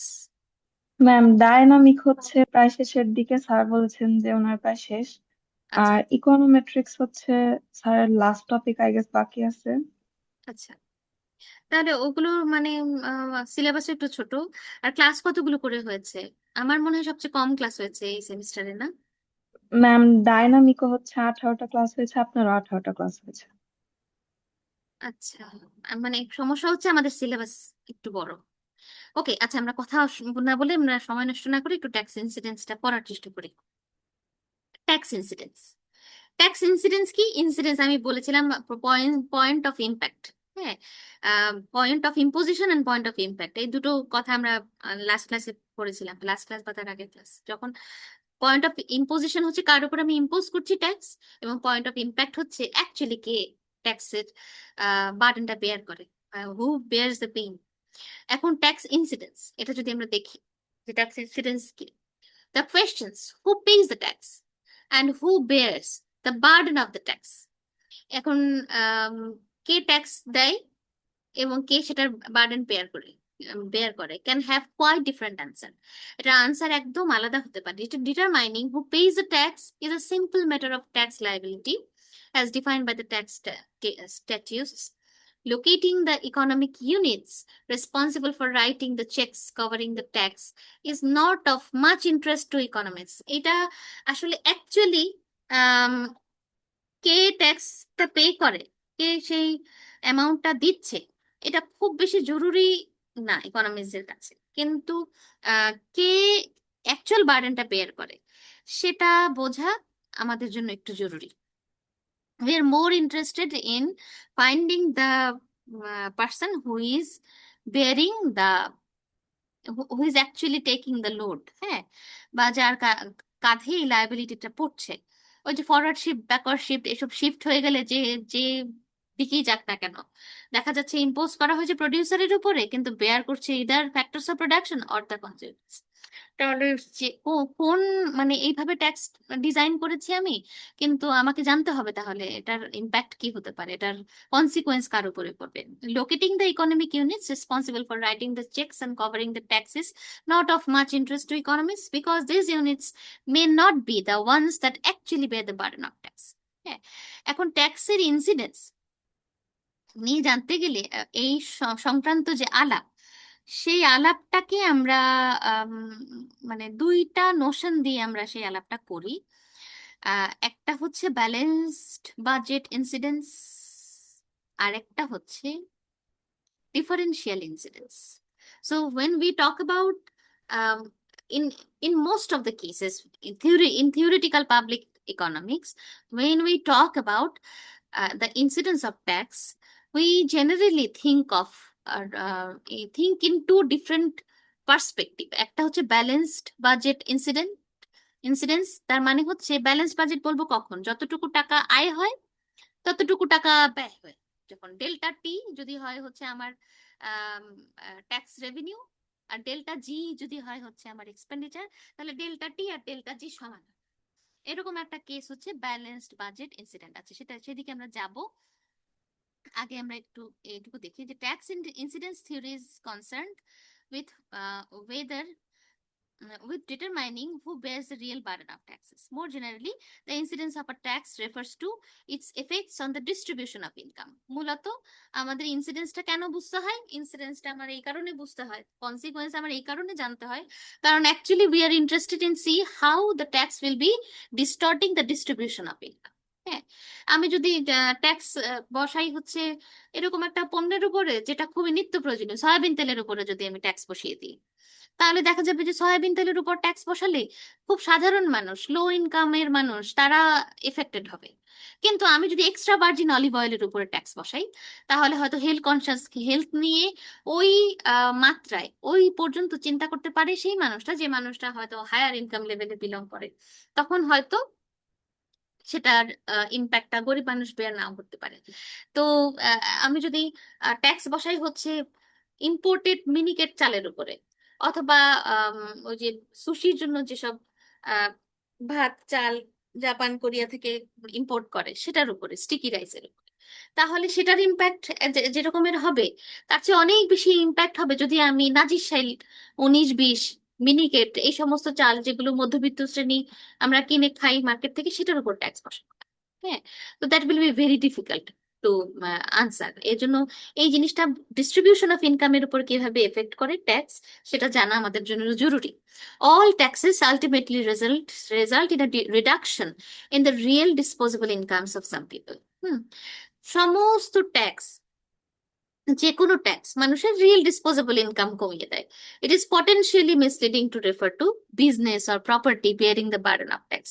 আমরা বলতে পারবো না যে একটা বিজনেসের উপরে ট্যাক্স বসিয়েছি সেজন্য বিজনেসটা বেয়ার করছে ট্যাক্স, বা একটা প্রপার্টি বেয়ার করছে ট্যাক্স। নো, এভরি ট্যাক্স, যে যে কোনো ট্যাক্স সেটা যখন বসানো হয়, সেটা তো কোনো না কোনো ইন্ডিভিজুয়ালের রিয়েল ইনকামকে কমিয়ে দেয়। যখন কোনো ইন্ডিভিজুয়ালি রিয়েল ইনকামকে কমিয়ে দেয়, আমরা কখনোই সেটাকে বলতে পারবো না যে একটা বিজনেস অথবা প্রপার্টি সেই ট্যাক্সটা বার্ডেন বেয়ার করে। It is actually borne by individual, an individual or a group of individual. হ্যাঁ, তো individuals who may suffer reductions in their real incomes as a result of business or property taxes. যার business আছে, ওই বিজনেসটা যার, সেটা real ইনকামটা তার সাফার করবে। যার প্রপার্টি আছে, প্রপার্টি ট্যাক্সের কারণে সে তার রিয়েল ইনকাম সাফার করবে। Whether or not these individuals actually do bear the burden of these taxes is of course a question of locating the actual incidence of the taxes. এখন actually সেই ইন্ডিভিজুয়ালটা যার property আছে বা যার business আছে, সে যে ট্যাক্সটা দিচ্ছে সে নিজেই বেয়ার করে, নাকি সেটার বার্ডেন অন্য কোনো জায়গায় গিয়ে পড়ে, সেটা হচ্ছে question. That is the question. Do not be misled therefore by references to business paying their fair share of taxes, because businesses per se do not bear the burden of any tax. হয়তো business actually ট্যাক্সের burden বেয়ারই করেনি, সে টাকাটা দিচ্ছে, কিন্তু সেই টাকাটা হয়তো সে কোনো একটা জায়গায় ফরওয়ার্ড বা ব্যাকওয়ার্ড শিফট করে তারপর সেই টাকাটা রেডি করেছে টু পে দ্য ট্যাক্স। তো it makes more sense to ask whether business owners bear a fair share of the tax burden. এক ফেয়ার শেয়ার সে বিয়ার করে কিনা, এই প্রশ্নটা করা, কত টাকা সে ট্যাক্স দেয়, এটা জরুরি প্রশ্ন না। একজন ইকোনমিস্টের জন্য এটা গুরুত্বপূর্ণ না যে সে কত টাকা ট্যাক্স দেয় একটা একটা বিজনেস অথবা একটা একটা প্রপার্টির মালিক অথবা একজন ইন্ডিভিজুয়াল। এটা প্রশ্নটা করা জরুরি যে সে একটা ফেয়ার শেয়ারে ট্যাক্স দেয় কিনা, ট্যাক্স বার্ডেনের একটা ফেয়ার শেয়ার আম, সে সহ্য করে কিনা। হ্যাঁ, সে অ্যাবজর্ভ করে কিনা। যদি ট্যাক্স হয় 100 টাকা, তাহলে সে যদি 90 টাকায় সে অন্য কোনো জায়গা থেকে ফরওয়ার্ড বা ব্যাকওয়ার্ড শিফট করে সে রেভিনিউ কালেক্ট করে, যেটা ট্যাক্সের জন্য আমি খরচ করবো এই খাতে, এবং 10% সে বেয়ার করলো, তাহলে তো হলো না। সে কতখানি নিজে সে বার্ডেনের কতখানি অংশ সে বেয়ার করে, that is the most interesting question, and we are most মানে looking forward to that, to answer that. হ্যাঁ, before proceeding it is necessary to consider the meaning of incidence more carefully. Incidence শব্দটাকে অর্থ করা আমাদের জন্য একটু সতর্ক হতে হবে। It is not as unambiguous a concept as might be thought as first glance. Incidence বলতে মানে প্রথমেই বোঝা যায় যে এটা খুব অ্যাম্বিগুয়াস একটা কিছু হবে, কিন্তু হয়তো সেটা না। Possible ambiguity results from the necessity of accounting for what the government does with the tax revenue raised. এখন ইনসিডেন্স বললেই এই এই উত্তরটা দিতে গেলেই আমাদেরকে এই চিন্তাটা করতে হবে, গভর্নমেন্ট যখন ট্যাক্স দিয়ে ট্যাক্স রেভিনিউ কালেক্ট করে নিয়ে আসলো, এখন সে সেই রেভিনিউটা দিয়ে কি করে সেটার উপরে ডিপেন্ড করবে actually finally who Beers the burden. এখন ধরুন আমার কাছ থেকে 100 টাকা নিয়ে যদি আমার পিছনেই খরচ করে, তাহলে তো বার্ডেন আমি তেমন বেয়ার করলাম না। আমার কাছ থেকে যদি সেই জিনিসটা এখন গভর্নমেন্ট রেভিনিউ কোন খাতে খরচ করছে সেটা জানা খুব জরুরি, এবং সেটা দ্যাট মেক্স দ্য ডিফারেন্স। এবং এই কনসেপ্টটা ইন ট্যাক্সের ইনসিডেন্স, সেই কনসেপ্টটা খুব ডিফিকাল্ট হয়ে যায়, বিকজ এটি it incorporate sorry it takes into account how the revenue is spent. হ্যাঁ, এবং সেই রেভিনিউ কোথায় যাচ্ছে, কেমনে খরচ হচ্ছে, এটা নিয়ে আমাদের এটার উপরে আসলে অ্যাকচুয়ালি ট্যাক্সের কনসিকুয়েন্সটা ডিপেন্ড করে। Two different concepts of incidence are widely used by economics. দুইটা কনসেপ্ট, একটা হচ্ছে ব্যালেন্সড বাজেট ইনসিডেন্স। আচ্ছা, balanced budget incidence refers to the distributional effects of a tax combined with the expenditure program it finances. হ্যাঁ, এখন balanced budget incidence বলতে আমরা একটা ট্যাক্সের ডিস্ট্রিবিউশনাল এফেক্ট বলি। উম, একে তো সেটা রেভিনিউ হিসেবে কালেক্ট করে নিয়ে আসা হচ্ছে, এবং সেই টাকাটা কোথায় ফিনান্স করা হচ্ছে সেটাও আমাদের যখন আমাদের আলোচনার আওতায়, বা আমরা ওটাকে কনসিডার করছি। In other words, it considers how the opportunity cost of a given spending policy is distributed among the public by the tax. এটা এখন তার মানে এই যে ট্যাক্সের রেভিনিউটা, সেই রেভিনিউটা তো নানান ভাবে খরচ হতে পারে। গভর্নমেন্ট 100 টাকা রেভিনিউ কালেক্ট করে নিয়ে আসলো ট্যাক্স করে, ইন্ডিভিজুয়ালকে, ফার্মকে, হাউস হোল্ডকে, নানান ভাবে।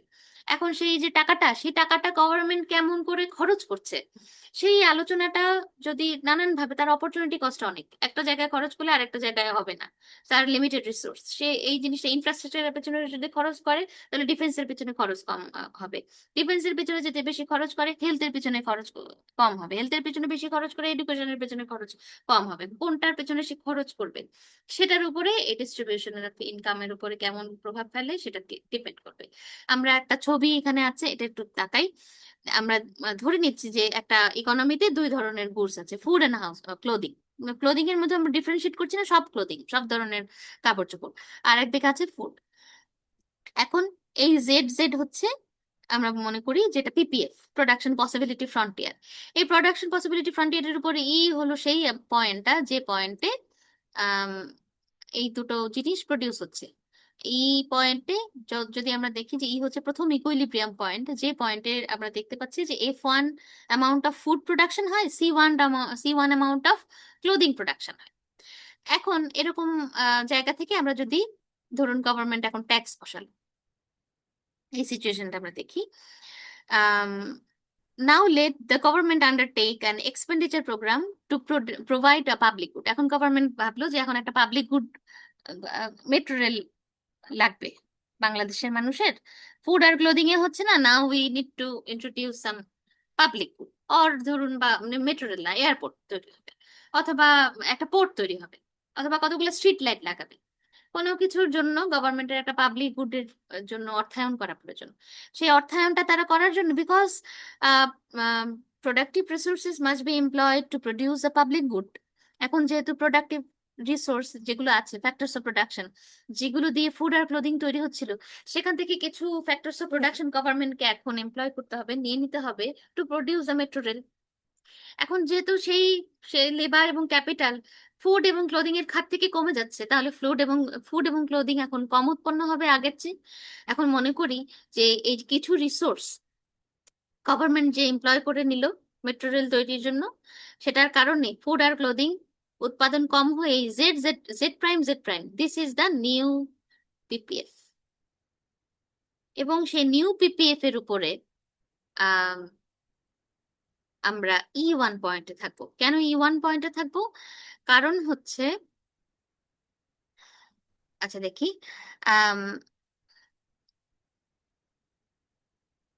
Suppose an excise tax on clothing is used to finance the expenditure and the final equilibrium is z prime occurs at point E1.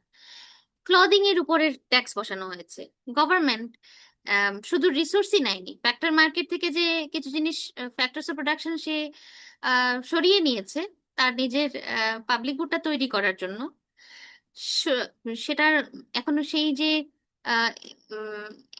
Factors of প্রোডাকশনের জন্য তার যে খরচ হবে, তার বেতন দিতে হবে লেবারদেরকে, ক্যাপিটালের জন্য তার রেন্ট দিতে হবে, তার অন্যান্য সমস্ত ফ্যাক্টরস অফ প্রোডাকশনের জন্য তার যে দাম দিতে হবে, সেই দামটা সে কোথা থেকে নিবে, সে দিবে, সেটার জন্য তো তার রেভিনিউ লাগবে। গভর্নমেন্ট তো নিজে তো কোনো টাকা নিয়ে আসেনি, গভর্নমেন্টকে চলতে হবে পাবলিক মানিতে। তাহলে গভর্নমেন্ট কি করলো, এই যে দুটো জিনিস আছে ফুড আর ক্লদিং, তার মধ্যে ক্লদিং এর উপরে ট্যাক্স বসিয়ে দিল। ক্লদিং এর উপর ট্যাক্স বসিয়ে দেওয়ার কারণে ক্লদিং এখন আগের চেয়ে কম উৎপন্ন হবে। এই হচ্ছে এমন একটা পয়েন্ট, যে পয়েন্টটা আমরা দেখতে পাচ্ছি যে মনে হচ্ছে যে চোখের দেখায় যে F1 আর C1 সমান পরিমাণে মোটামুটি উৎপন্ন হয়, অথবা F1 হয়তো একটু কম উৎপন্ন হচ্ছে, C1 একটু বেশি হচ্ছে, এরকম। কিন্তু জেড প্রাইম পিপিএফ যখন হয়ে গেল, লেবার, ক্যাপিটাল, ল্যান্ড, কিছু কিছু জিনিস চলে গেল গভর্নমেন্টের প্রজেক্টে, তখন দেখছি যে জেড প্রাইম হচ্ছে নতুন পিপিএফ, এবং সেই নতুন পিপিএফ এর উপরে আমরা আছি E1 পয়েন্টে, যেখানে যেখানে উৎপন্ন হচ্ছে ধরুন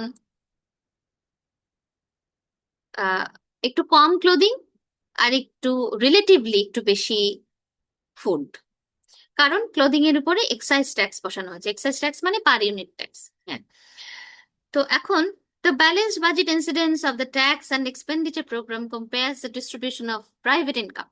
Here, just food and clothing at points E and E1. এখন এই ব্যালেন্স বাজেট ইনসিডেন্স যখন আমরা আলাপ করব যে ব্যালেন্স বাজেট ইনসিডেন্স হচ্ছে কিনা of the tax and expenditure programme, এবং ট্যাক্স নেওয়া হলো, ট্যাক্স নিয়ে একটা পাবলিক গুড তৈরি করা হলো, তা সেই পাবলিক গুডটা মানুষদেরকে প্রোভাইড করা হবে, that is the expenditure programme. Compare the distribution of private income. Private ইনকামের ডিস্ট্রিবিউশনকে কিভাবে এফেক্ট করে সেটা আমরা দেখতে পাচ্ছি। অফকোর্স এই ফিগারটা does not show how the lower private income of the community at E1 is divided among persons. এই ছবিটার মধ্যে আমরা একটা জিনিস, একটা অ্যাসপেক্ট আমরা আনিনি, বা একটা অ্যাসপেক্টের ডিসকাশন এখানে নাই। সেটা হচ্ছে যে এই যে এখানে এই ইকোনমিতে যে ইনকাম, হাউস হোল্ড ইনকাম, সেটা যারা গরিব এবং ধনী তাদের মধ্যে যে ডিসক্রিমিনেশনটা, সেটা এখানে দেখানো হয়নি। হ্যাঁ, আমরা বলছি না যে কোন দুটো অ্যাক্সেসে আমরা দুটো পণ্যকে রেখেছি, কিন্তু আমরা এখানে ধনী গরিব কার উপরে বার্ডেন বেশি পড়ছে কার উপর কম পড়ছে সেটা দেখানোর সুযোগ এখানে নাই। এটা একটা বিপিএফ। এখন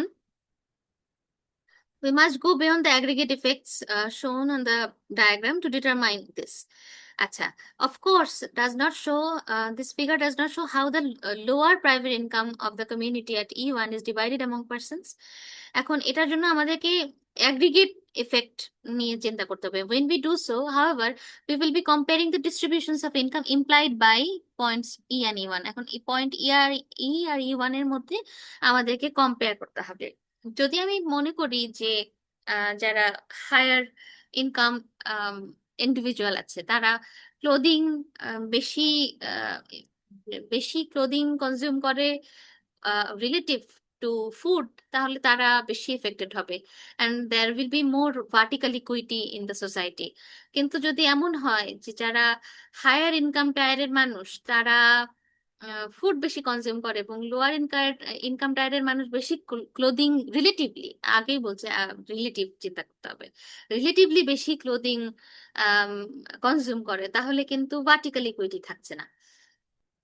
তো সেই যে ভার্টিক্যাল ইকুইটির ইস্যুটা সেটা আমরা এই ছবি দিয়ে আপাতত দেখতে পাচ্ছি না। Balance budget incidence seems to be what most people think of as the incidence of taxation. It tells us how the cost of spending programs is divided among the population. এখন ওই যে স্পেন্ডিং প্রোগ্রামটা যে হবে, ধরুন এই যে টাকাটা গভর্নমেন্ট ক্লথিং এর উপরে ট্যাক্স দিয়ে নিয়ে এসে মেট্রো রেল তৈরি করছে, এখন মেট্রো রেলে কারা বেশি চড়বে? যারা ফুড বেশি কনজিউম করে রিলেটিভলি তারা, নাকি ক্লদিং বেশি কনজিউম করে রিলেটিভলি তারা? এটার উপরে ডিপেন্ড করবে অ্যাকচুয়ালি এই যে প্রোগ্রামটা গভর্নমেন্ট একটা পাবলিক গুড প্রোভাইড করার চেষ্টা করছে, এক্সপেন্ডিচার প্রোগ্রাম, সেই এক্সপেন্ডিচার প্রোগ্রামের ইম্প্যাক্ট কিভাবে পড়ে সোসাইটির উপরে। এবং তখন যারা যারা আসলে ক্লোদিং বেশি, রিলেটিভলি ক্লোদিং বেশি কনজিউম করে, তারাই তো দেখা যাবে যে গভর্নমেন্টের এই প্রোগ্রামে রিলেটিভলি তারাই বেশি কন্ট্রিবিউট করেছে এক্সপেন্ডিচার, ইয়েতে রেভিনিউ দিয়েছে তারা গভর্নমেন্টকে বেশি। এখন তারা যদি বেশি ওই পাবলিক গুডটাও কনজিউম করে, তাহলে ইম্প্যাক্ট এবং মানে point of imposition end point of impact সেটা কাছাকাছি হচ্ছে। কিন্তু সেটা যদি না হয় তাহলে কিন্তু জিনিসটা উল্টা হবে। তো এখন এই it tells us how the cost of spending programs is divided among the population. It has the defect, however, of making the incidence of a tax depend on how the revenue is spent. এই যে রেভিনিউটা কোথায় spend করা হচ্ছে সেই আলোচনা আমাদের এই balanced budget incidence যদি চিন্তা করতে হয় তাহলে সেখানে আসবে। যখনই আমরা এই রেভিনিউ কোথায় স্পেন্ড করা হচ্ছে সেটা নিয়ে যখন চিন্তা করি, সেটা অ্যাকোমোডেট করেই তো আমাদেরকে এই নোশনটা। In other words, there is no such thing as the balanced budget incidence of a particular tax because the final effects depend on how the revenue is spent. In addition, it is usually impossible to say that a particular tax finances a particular spending program when the government utilizes many different taxes. এখন এটা আম, এই এইভাবে চিন্তা করা সেটা impossible. কেন আমরা বলছি? কারণ গভর্নমেন্ট অ্যাকচুয়ালি একটা মডার্ন গভর্নমেন্ট, সে তো আর শুধু একটা জায়গা থেকে ট্যাক্স নেয় না, সে অনেক জায়গা থেকে ট্যাক্স নেয়, অনেক কিছুর উপর থেকে ট্যাক্স নেয়।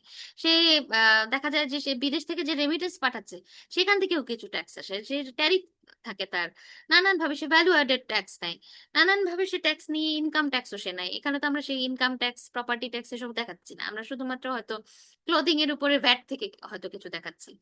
তো সেই যে তার নানান কমপ্লেক্স পদ্ধতিতে সে টাকাটা আর্ন করে নিয়ে এসেছে, তারপরে সে একটা বড় প্রজেক্ট নিয়ে এসে হয়তো আম, $1 বিলিয়ন একটা প্রজেক্ট নিয়ে সেটা সে পদ্মা সেতু করে ফেলেছে। এখন সেই জিনিসটা আম, এখন বলা খুব ডিফিকাল্ট যে সে যে এক্সপেন্ডিচার, সেটা যে সে যে স্পেন্ডিং করলো সেটা এখন ওইটা যারা ব্যবহার করবে তারা সেখান থেকে উপকৃত হবে।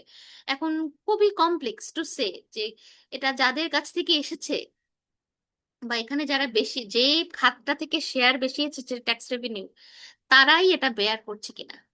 হ্যাঁ, মানে নেট ফিসকাল যে ইনসিডেন্স, যে tax burden minus benefits from spending, সেটা এই নেট ফিসকাল ইনসিডেন্সটা আসলে মানে কার উপরে পড়ছে, বেশি পড়ছে কার উপরে কম পড়ছে, আর কে গেইন করছে এবং কে লুজ করছে, সেই আলাপ করাটা ইটস ভেরি ডিফিকাল্ট। হ্যাঁ, ধরুন এমন হতে পারে যে গভর্নমেন্ট মানুষের উপরে ট্যাক্স দিল, প্রত্যেকে সবার কাছ থেকে সে ট্যাক্স নিল হচ্ছে 100 টাকা করে ট্যাক্স নিল। হ্যাঁ, এখন সে গভর্নমেন্ট যদি মানে ফ্রি হেলথ কেয়ার দেয় 120 টাকা করে, তাহলে দেখা যায় যে প্রত্যেকটা মানুষই হয়তো 100 টাকা লুজ করেছে, 120 টাকার গেইন হচ্ছে তার, তাহলে তো তার নেট গেইন হবে হচ্ছে 20 টাকা। এখন তাহলে সে তো বার্ডেন, তাহলে আমি 100 টাকা দিয়ে যদি 120 টাকার সার্ভিস পাই, তাহলে আমি যদি 20 টাকা হয় আমার নেট গেইন, তাহলে তো আমি বলতে পারি না যে আমার উপরে ইনসিডেন্স পড়ছে। অ্যাকচুয়ালি আমি মনে করছি যে আমি 100 টাকা ট্যাক্স দিয়েছি, কিন্তু আমি তো বেনিফিটও পেয়েছি 120 টাকার, সুতরাং আমার নেট গেইন আছে এখানে, এখানে আমার কোনো লস হয়নি। তো সেই হিসাবটা এক একটা কমিউনিটির জন্য এক এক রকমের হবে। হ্যাঁ, not really in net terms, মানে মানে ইন নেট টার্মস দেখা যাবে যে কেউ কেউ বেটার অফ হচ্ছে, কেউ কেউ ওর্স অফ হচ্ছে। So analysing only the tax side would be misleading. সুতরাং শুধুমাত্র ট্যাক্স সাইড নিয়ে চিন্তা করাটা এটা মিসলিডিং হবে।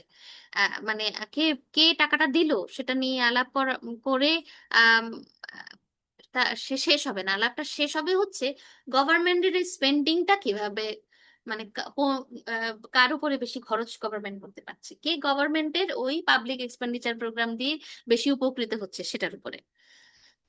সুতরাং under A balanced budget, the economic effects of taxation cannot be separated from the effects of the government expenditure financed by the tax. হ্যাঁ, তো এখন একটা ব্যালেন্স বাজেট যদি বলি যে delta T equal to delta জি, যে গভর্নমেন্ট আসলে যত টাকা আর্ন করবে ঠিক তত টাকাই খরচ করবে, আপনার কাছ থেকে আমার কাছ থেকে যত টাকা নিবে আপনাকে আর আমাকে ঠিক তত টাকার সেবা সে দেবে, সার্ভিস দেবে গভর্নমেন্ট, বা গুডস দিবে, যে কোনো কিছু একটা দিবে। তাহলে সেটা যদি সে দেওয়া নেওয়া যদি সমান হয়ে যায়, হিসাব নিকাশ, হিসাবের খাতা যদি delta T equal to delta জি হয়ে যায়, তখন সেটাকে বলবো আমরা ব্যালেন্সড বাজেট ইনসিডেন্স। সেটা যদি না হয় যে আমি আসলে কত টাকা ট্যাক্স হিসেবে দিয়েছি এবং কত টাকার উপকার আমি গভর্নমেন্টের কাছ থেকে পেয়েছি, সেই দুটো জিনিস যদি সমান না হয়, তাহলে কখনো ব্যালেন্স বাজেট ইনসিডেন্স আমরা বলতে পারবো না।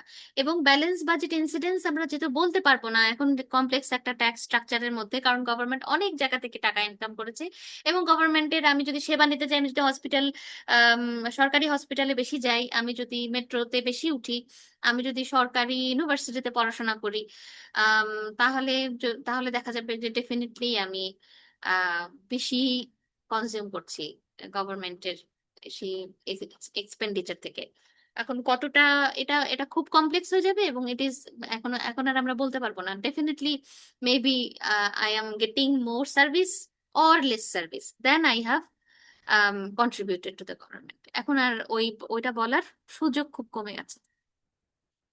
আর ডিফারেন্সিয়াল ইনসিডেন্স কি?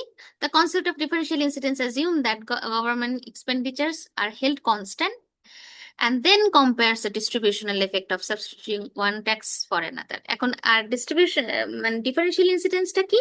ডিফারেন্সিয়াল ইনসিডেন্সে ওই গভর্নমেন্টের যে স্পেন্ডিং সেটা যে আলাদা আলাদা হতে পারে সেটা ধরা হচ্ছে না, সেটাকে কনস্ট্যান্ট ধরা হচ্ছে। গভর্নমেন্টের স্পেন্ডিংটা ফিক্স করে ধরে রাখি, তাহলেই আমরা আসলে অ্যাকচুয়ালি বুঝতে পারবো যে গভর্নমেন্ট যে রেভিনিউটা কালেক্ট করছে সে রেভিনিউটা কোন খাত থেকে বেশি কালেক্ট করছে, কোন খাত থেকে কম কালেক্ট করছে। তখন ইট will be very easier and visible to say যে এইখানে ইনসিডেন্স পড়ে বেশি, এখানে কম পড়ে।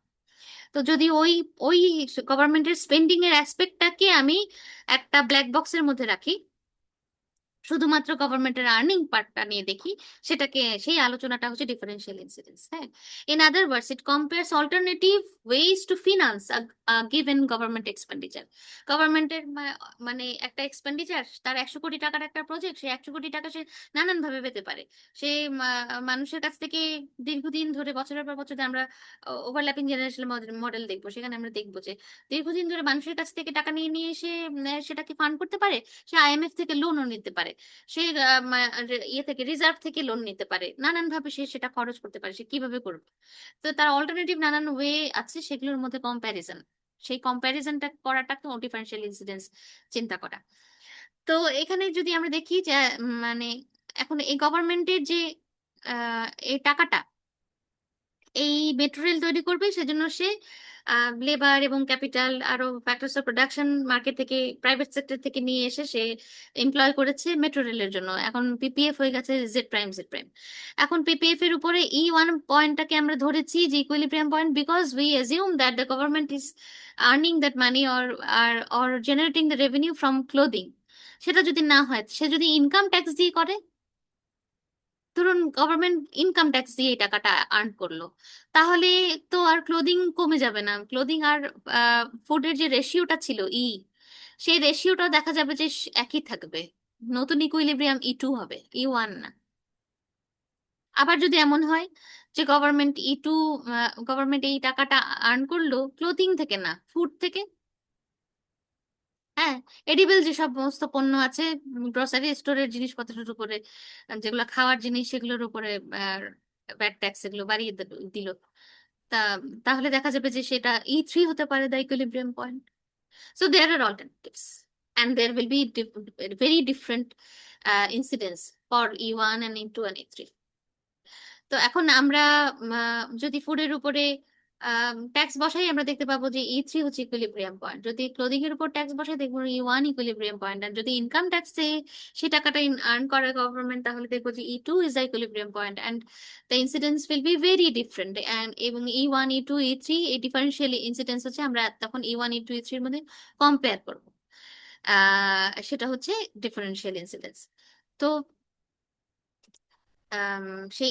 the differential incidence of the income tax relative to the excise tax involves a comparison of the distributions of disposable income implied by the alternative equilibria at points E1 and E2.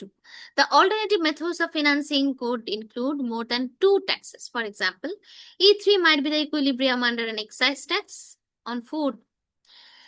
তো ওইটা যেটা বললাম আপনাদেরকে, তো differential incidence avoids the necessity of considering the effects of expenditure programs by assuming that expenditures remain unchanged as one tax is substituted for another. গভর্নমেন্টের expenditure তো unchange থাকবে, সে কোন খাত থেকে সে টাকা জেনারেট করেছে, রেভিনিউ জেনারেট করেছে, দ্যাট ডাজন্ট ম্যাটার। সে তো আসলে একই টাকার মেট্রো রেলের ভাড়া সবার জন্য একই হবে। তো সুতরাং সে স্পেন্ডিংটা কিভাবে করছে সেটা ম্যাটার না। সেটা আমরা ডিফারেন্সিয়াল ইনসিডেন্স যখন চিন্তা করব তখন আমরা সেটা নিয়ে ভাববো না, কারণ সে একটা যে সে সাবস্টিটিউট করতে পারে তার ডিফারেন্ট সোর্সের মাধ্যমে। সে E1 পয়েন্ট বেছে নিবে নাকি E2 বেছে নিবে নাকি E3 বেছে নিবে, এখন সেই আলোচনা হবে এই তিনটা পয়েন্টের। We are not concerned about how that is spent on those people who consumes more food or consumes relatively more clothing, সেটা নিয়ে আলোচনা এখন আর নেই। তো it is still not an entirely unambiguous concept, because the differential incidence of a tax depends on what other tax it is compare to. এখনো এটা যে খুব আনএম্বিগুয়াস হয়ে গেল যে গভর্নমেন্টের স্পেন্ডিং পার্ট বাদ দিয়ে দিলাম, এখন আমার আর ওই হিসাব নিকাশ করতে হচ্ছে না যে যাদের কাছ থেকে আমি ট্যাক্স দিয়ে এসেছি, যে মানে যারা ক্লোদিং বেশি কনজিউম করে তারা তো তাহলে বেশি শেয়ার তাদের এই রেভিনিউ, তো তাহলে তারা কি আমার যে পাবলিক গুডটা সেটা বেশি কনজিউম করছে? যদি না করে তাহলে তো উল্টা হচ্ছে, ইনকাম ডিস্ট্রিবিউশনের উপরে ইফেক্ট সেইটা। সেই চিন্তা যেহেতু নাই, তাহলে মেবি অ্যাম্বিগুইটি কমে গেছে। এইটা যদি আমরা ভাবি then it will be then it will not be correct. হ্যাঁ, এটা কারেক্ট হবে না। এটা ইট ইজ স্টিল মানে it is still around with lot of flaws. কিভাবে, কেমন ফ্ল এর মধ্যে আছে? কারণ এই যে আম, অনেকগুলো, আমার তো এখন অনেক অপশন, এখন গভর্নমেন্টের অনেক option. Government can raise this revenue from many many ways. এখন সেই প্রত্যেকটা অপশনের মধ্যে কম্প্যারিজন হবে, and that comparison is more difficult. There is no such thing as the differential incidence of an excise tax. ঠিক আগের মতো আমরা যেমন বলেছি যে there is no balance budget incidence, ঠিক সেভাবে এখনো আমরা বলছি যে there is no such thing as the differential incidence of an excise tax, because the excise tax মানে পার ইউনিট ট্যাক্স, জিনিসপত্রের উপরে যদি পার ইউনিট ট্যাক্স বসিয়ে দিলাম, bat, because the effects differ depending on whether it is compared to an income tax or property tax. কারণ এখন সেই excise ট্যাক্সটাকে তুলনা করতে হবে, মানে এক্সাইজ ট্যাক্সকে মানে নেক টু নেক হবে কার সাথে? প্রপার্টি ট্যাক্সের সাথে, ইনকাম ট্যাক্সের সাথে। Generally, when the concept is employed, some tax is selected as a benchmark against which all other taxes are compared. A proportional tax on income is frequently used as a reference point. এখন যে এই যে অজস্র রকমের option এসে দাঁড়ালো, এখন এই অপশনগুলোর মধ্যে কম্প্যারিজন কেমন হবে? কোনো একটা রেফারেন্স পয়েন্ট হিসেবে একটা একটা ট্যাক্স স্কিমকে আমরা ধরি, ইউজুয়ালি আমরা সেটা প্রপোর্শনাল ইনকাম ট্যাক্সকে আমরা একটা বেঞ্চমার্ক হিসেবে ধরে সেখান থেকে ডেভিয়েশন দেখি। কেন? কারণ আমরা জানি যে প্রপোর্শনাল ইনকাম ট্যাক্সটা ডিস্টরশন ডিস্টরশন ডেফিনেটলি করে। ডিস্টরশন করে না হচ্ছে লামসাম ট্যাক্স, প্রপোর্শনাল ট্যাক্সও ডিস্টরশন করে। Maybe that distortion is more easily grabbable, easily understandable, more less ambiguous than any other tax scheme. Differential incidence and balanced budget incidence are the two major concepts of incidence used by economists. এই দুইটা সবচেয়ে incidence নিয়ে কথা বলতে গেলে এই দুই ধরনের আলাপ আলোচনা হয়। হ্যাঁ, তো although neither concept is entirely unambiguous and without problem, কোনোটাই প্রবলেম ছাড়া না, they force us to be careful in defining clearly what is meant by the burden of a tax. এখন এই বার্ডেন, ট্যাক্সের বার্ডেন বলতে আমরা কি মিন করি সেটা জরুরি হয়ে যায় চিন্তা করা। which concept to use depends largely on the purpose of the study. কোন যে স্টাডিটা আমি করছি সেই স্টাডির পারপাসের উপর ডিপেন্ড করবে আসলে আমি কোনটা ব্যবহার করব কোনটা করব না, কোনটা আমার জন্য বেস্ট ক্রাইটেরিয়া কোনটা না। হ্যাঁ, তো এটাই, if you are concern with tax reform or with determining the best method of financing an expenditure, then go for differential incidence. হ্যাঁ, কোন মেথডে তুমি টাকাটা জেনারেট করবা, দ্যাট ইজ দ্য কনসার্ন, তাহলে তখন ডিফারেন্সিয়াল ইনসিডেন্সের দিকে যাও। হ্যাঁ, on the other hand, if you are concerned with the impact of government on the distribution of income, গভর্নমেন্টের effect on the distribution of income, তাহলে ব্যালেন্স বাজেট ইনসিডেন্সে যাও, which is a natural selection. গভর্নমেন্টের ইয়ে যদি impact on the distribution of income চিন্তা করতে যাই, তাহলে আবার যদি একজন ইকোনমিস্ট, তার যদি স্টাডিটা হয় হচ্ছে এটা নিয়ে যে গভর্নমেন্টের ইম্প্যাক্ট কি অন দ্য ইকোনমির income distribution, then we will go for balanced budget incidence. And when that is not the issue, we are more interested in how the tax revenue was generated, then we will think about differential incidence. এইটুকুই থাক আপাতত। এই যে 14 জন হয়ে গেছে মানুষ কমতে কমতে, এখন বলেন, আমি আমি জানি যে maybe I am not being able to make it as interesting as I should sound. আসলে কি আমি খুব বোরিং করে পড়াচ্ছি জিনিসটা?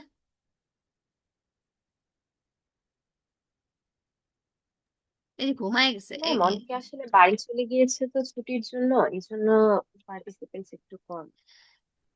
সেটা ফাইন, কিন্তু এই যে যারা এখন আছেন, এই এখন পর্যন্ত আছেন, তারা আমাকে একটু বলেন তো যে আমি কি খুব বোরিং করে পড়িয়েছি? নো ম্যাম, আমরা কি সবকিছু ইফ আই এম বুঝতে দ্য বোরিং পারছি। ওয়ান, তাহলে আমি নো, কোর্স ছেড়ে দিব, বিকজ ইট ইজ না ডিফিকাল্ট। ম্যাম। অনেক কথা বলা লাগে আর কোনো পার্টিসিপেশন নেই তো ক্লাস, মানে আমি একা একাই কথা বলে যাচ্ছি, মানে it is a one way interaction. যাই হোক, ম্যাম অনলাইনে সব কোর্সে একটু এরকমই অবস্থা, মানে সবাই হ্যাঁ একটু ম্যাম, মানে ডায়নামিক ইকোনোমেট্রিক্স কমই সবগুলা করে। কোর্সেরই সেম অবস্থায়। আল্লাহ বাচ্চা, গড সেভস আস। মানে আমাদের কি হবে আমি জানি না। যাই হোক, আমি এটা এখন পোস্ট করব, ইয়ে এই গতকালকের আর আজকের রেকর্ড, এবং আমি আপনাদের কাছ থেকে এক্সপেক্ট করব যে আপনারা এতটুকু মানে কনসেপচুয়ালি এমন ভাবে রেডি থাকবেন যেন আমি যে টান দিব যখন ক্লাস শুরু হবে, I will be easily going forward. এবং আমাকে মানে এমন হবে না যে কিচ্ছু আমি চোখ দেখে বুঝতে পারবো যে everybody knows knows what I am up to. এমন হবে না যে আমি পড়তে বসাবো আর আপনারা বাজেট ইনসিডেন্স সম্পর্কে, ট্যাক্সের ইনসিডেন্স সম্পর্কে জানেন না, অথবা একটা গুড স্ট্রাকচার 5টা বৈশিষ্ট্য সম্পর্কে জানেন না, অথবা ভার্টিক্যাল ইকুইটি কি হরিজন্টাল ইকুইটি কি এই দুটো জানেন না।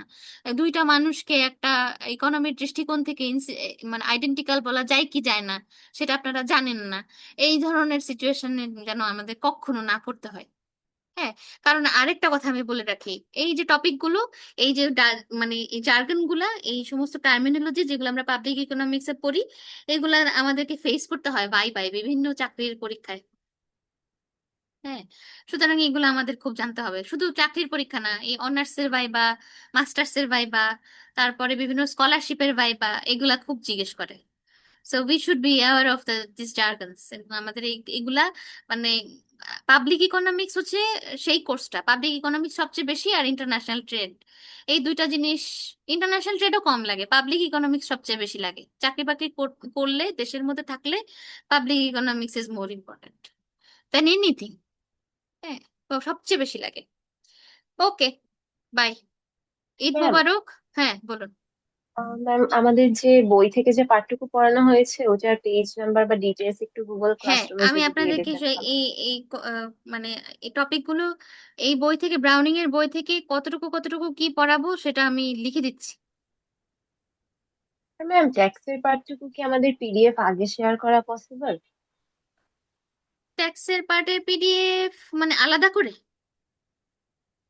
না আমি ম্যাম, কিন্তু যতটুকু ব্রাউনিং এর বাকি আছে। বই আগেই দিয়েছি আপনাদের, টেক্সট বই আমি শুরুতেই শেয়ার করেছি না গুগল ক্লাসরুমে? জি হ্যাঁ ম্যাম, ম্যাম, মানে তাহলে ট্যাক্সের কি? আমাদের যতটুকু বাকি আছে সিলেবাসের ওইটুকু কি ব্রাউনিং এর বই থেকেই পড়বো আমরা?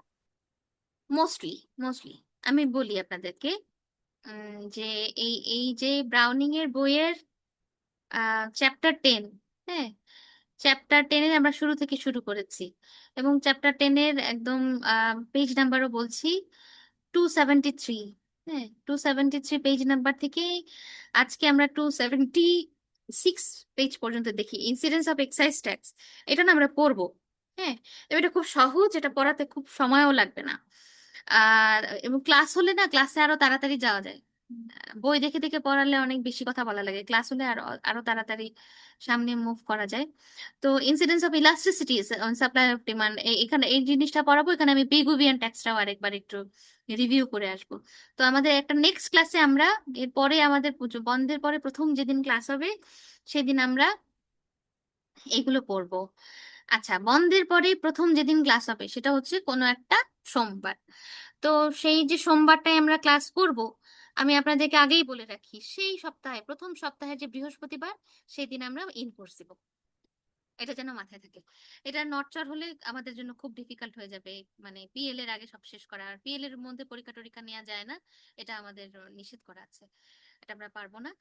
তারপর সিগনিফিকেন্স অফ ট্যাক্স ইনসিডেন্স, এই জিনিসটা আমি আপনাদেরকে ছোট করে পড়াবো। এত এত বড় পেজ পেজ 3-4 পাতা পড়া লাগবে না, এটা আমি আপনাদেরকে একটু ছোট করে দিব। Partial versus general equilibrium analysis, এটাও আমি আপনাদেরকে ছোট করে পড়াবো, যতটুকু সংক্ষিপ্ত করে পড়ানো যায়। এই সব পড়া লাগবে না। হ্যাঁ, এই জিনিসটা আমরা পড়বো, the welfare cost of taxation, এই জিনিসটা পড়াবো। এগুলা পড়তে আমাদের আর 2টা ক্লাস লাগবে, মানে ওই জিনিসটা, এই যে এই জিনিসটা আমরা বিশদভাবে পড়বো। এটা এটা ক্লাসরুম ছাড়া এটা আমি পড়িয়ে বোঝাতে পারবো না অনলাইন ক্লাসে। আই উইল নিড ক্লাস এই জিনিসটা পড়ানোর জন্য। Welfare cost of excise tax, it is very important and it is very interesting. এটা পড়াতে হবে। সুতরাং আমাদের ব্রাউনিং এর বইয়ের চ্যাপ্টার 10 মোস্টলি আমাদের প্রয়োজন হবে। এই জিনিসটা, ওই যে ম্যাগনিচিউড অফ ওয়েলফেয়ার কস্ট, এটাও আমি লাস্ট ইয়ারে, তার আগের ইয়ারে পড়িয়েছি, এবারও আমি এটা পড়াবো। হ্যাঁ। তো আর আমি বলি, স্টিজলিস অ্যান্ড রোজেনগার্স এর বই থেকে আপাতত ট্যাক্সের কি পড়বেন। ট্যাক্সের এটা হচ্ছে 500,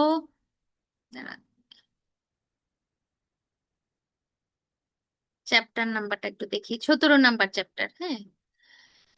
আহ এই 5 desirable characteristics of any tax system, বন্ধের মধ্যে এই টপিকটা পড়বেন। এটা স্টিজলিস অ্যান্ড রোজেনগার্স এর বইয়ের পেজ নাম্বার 513।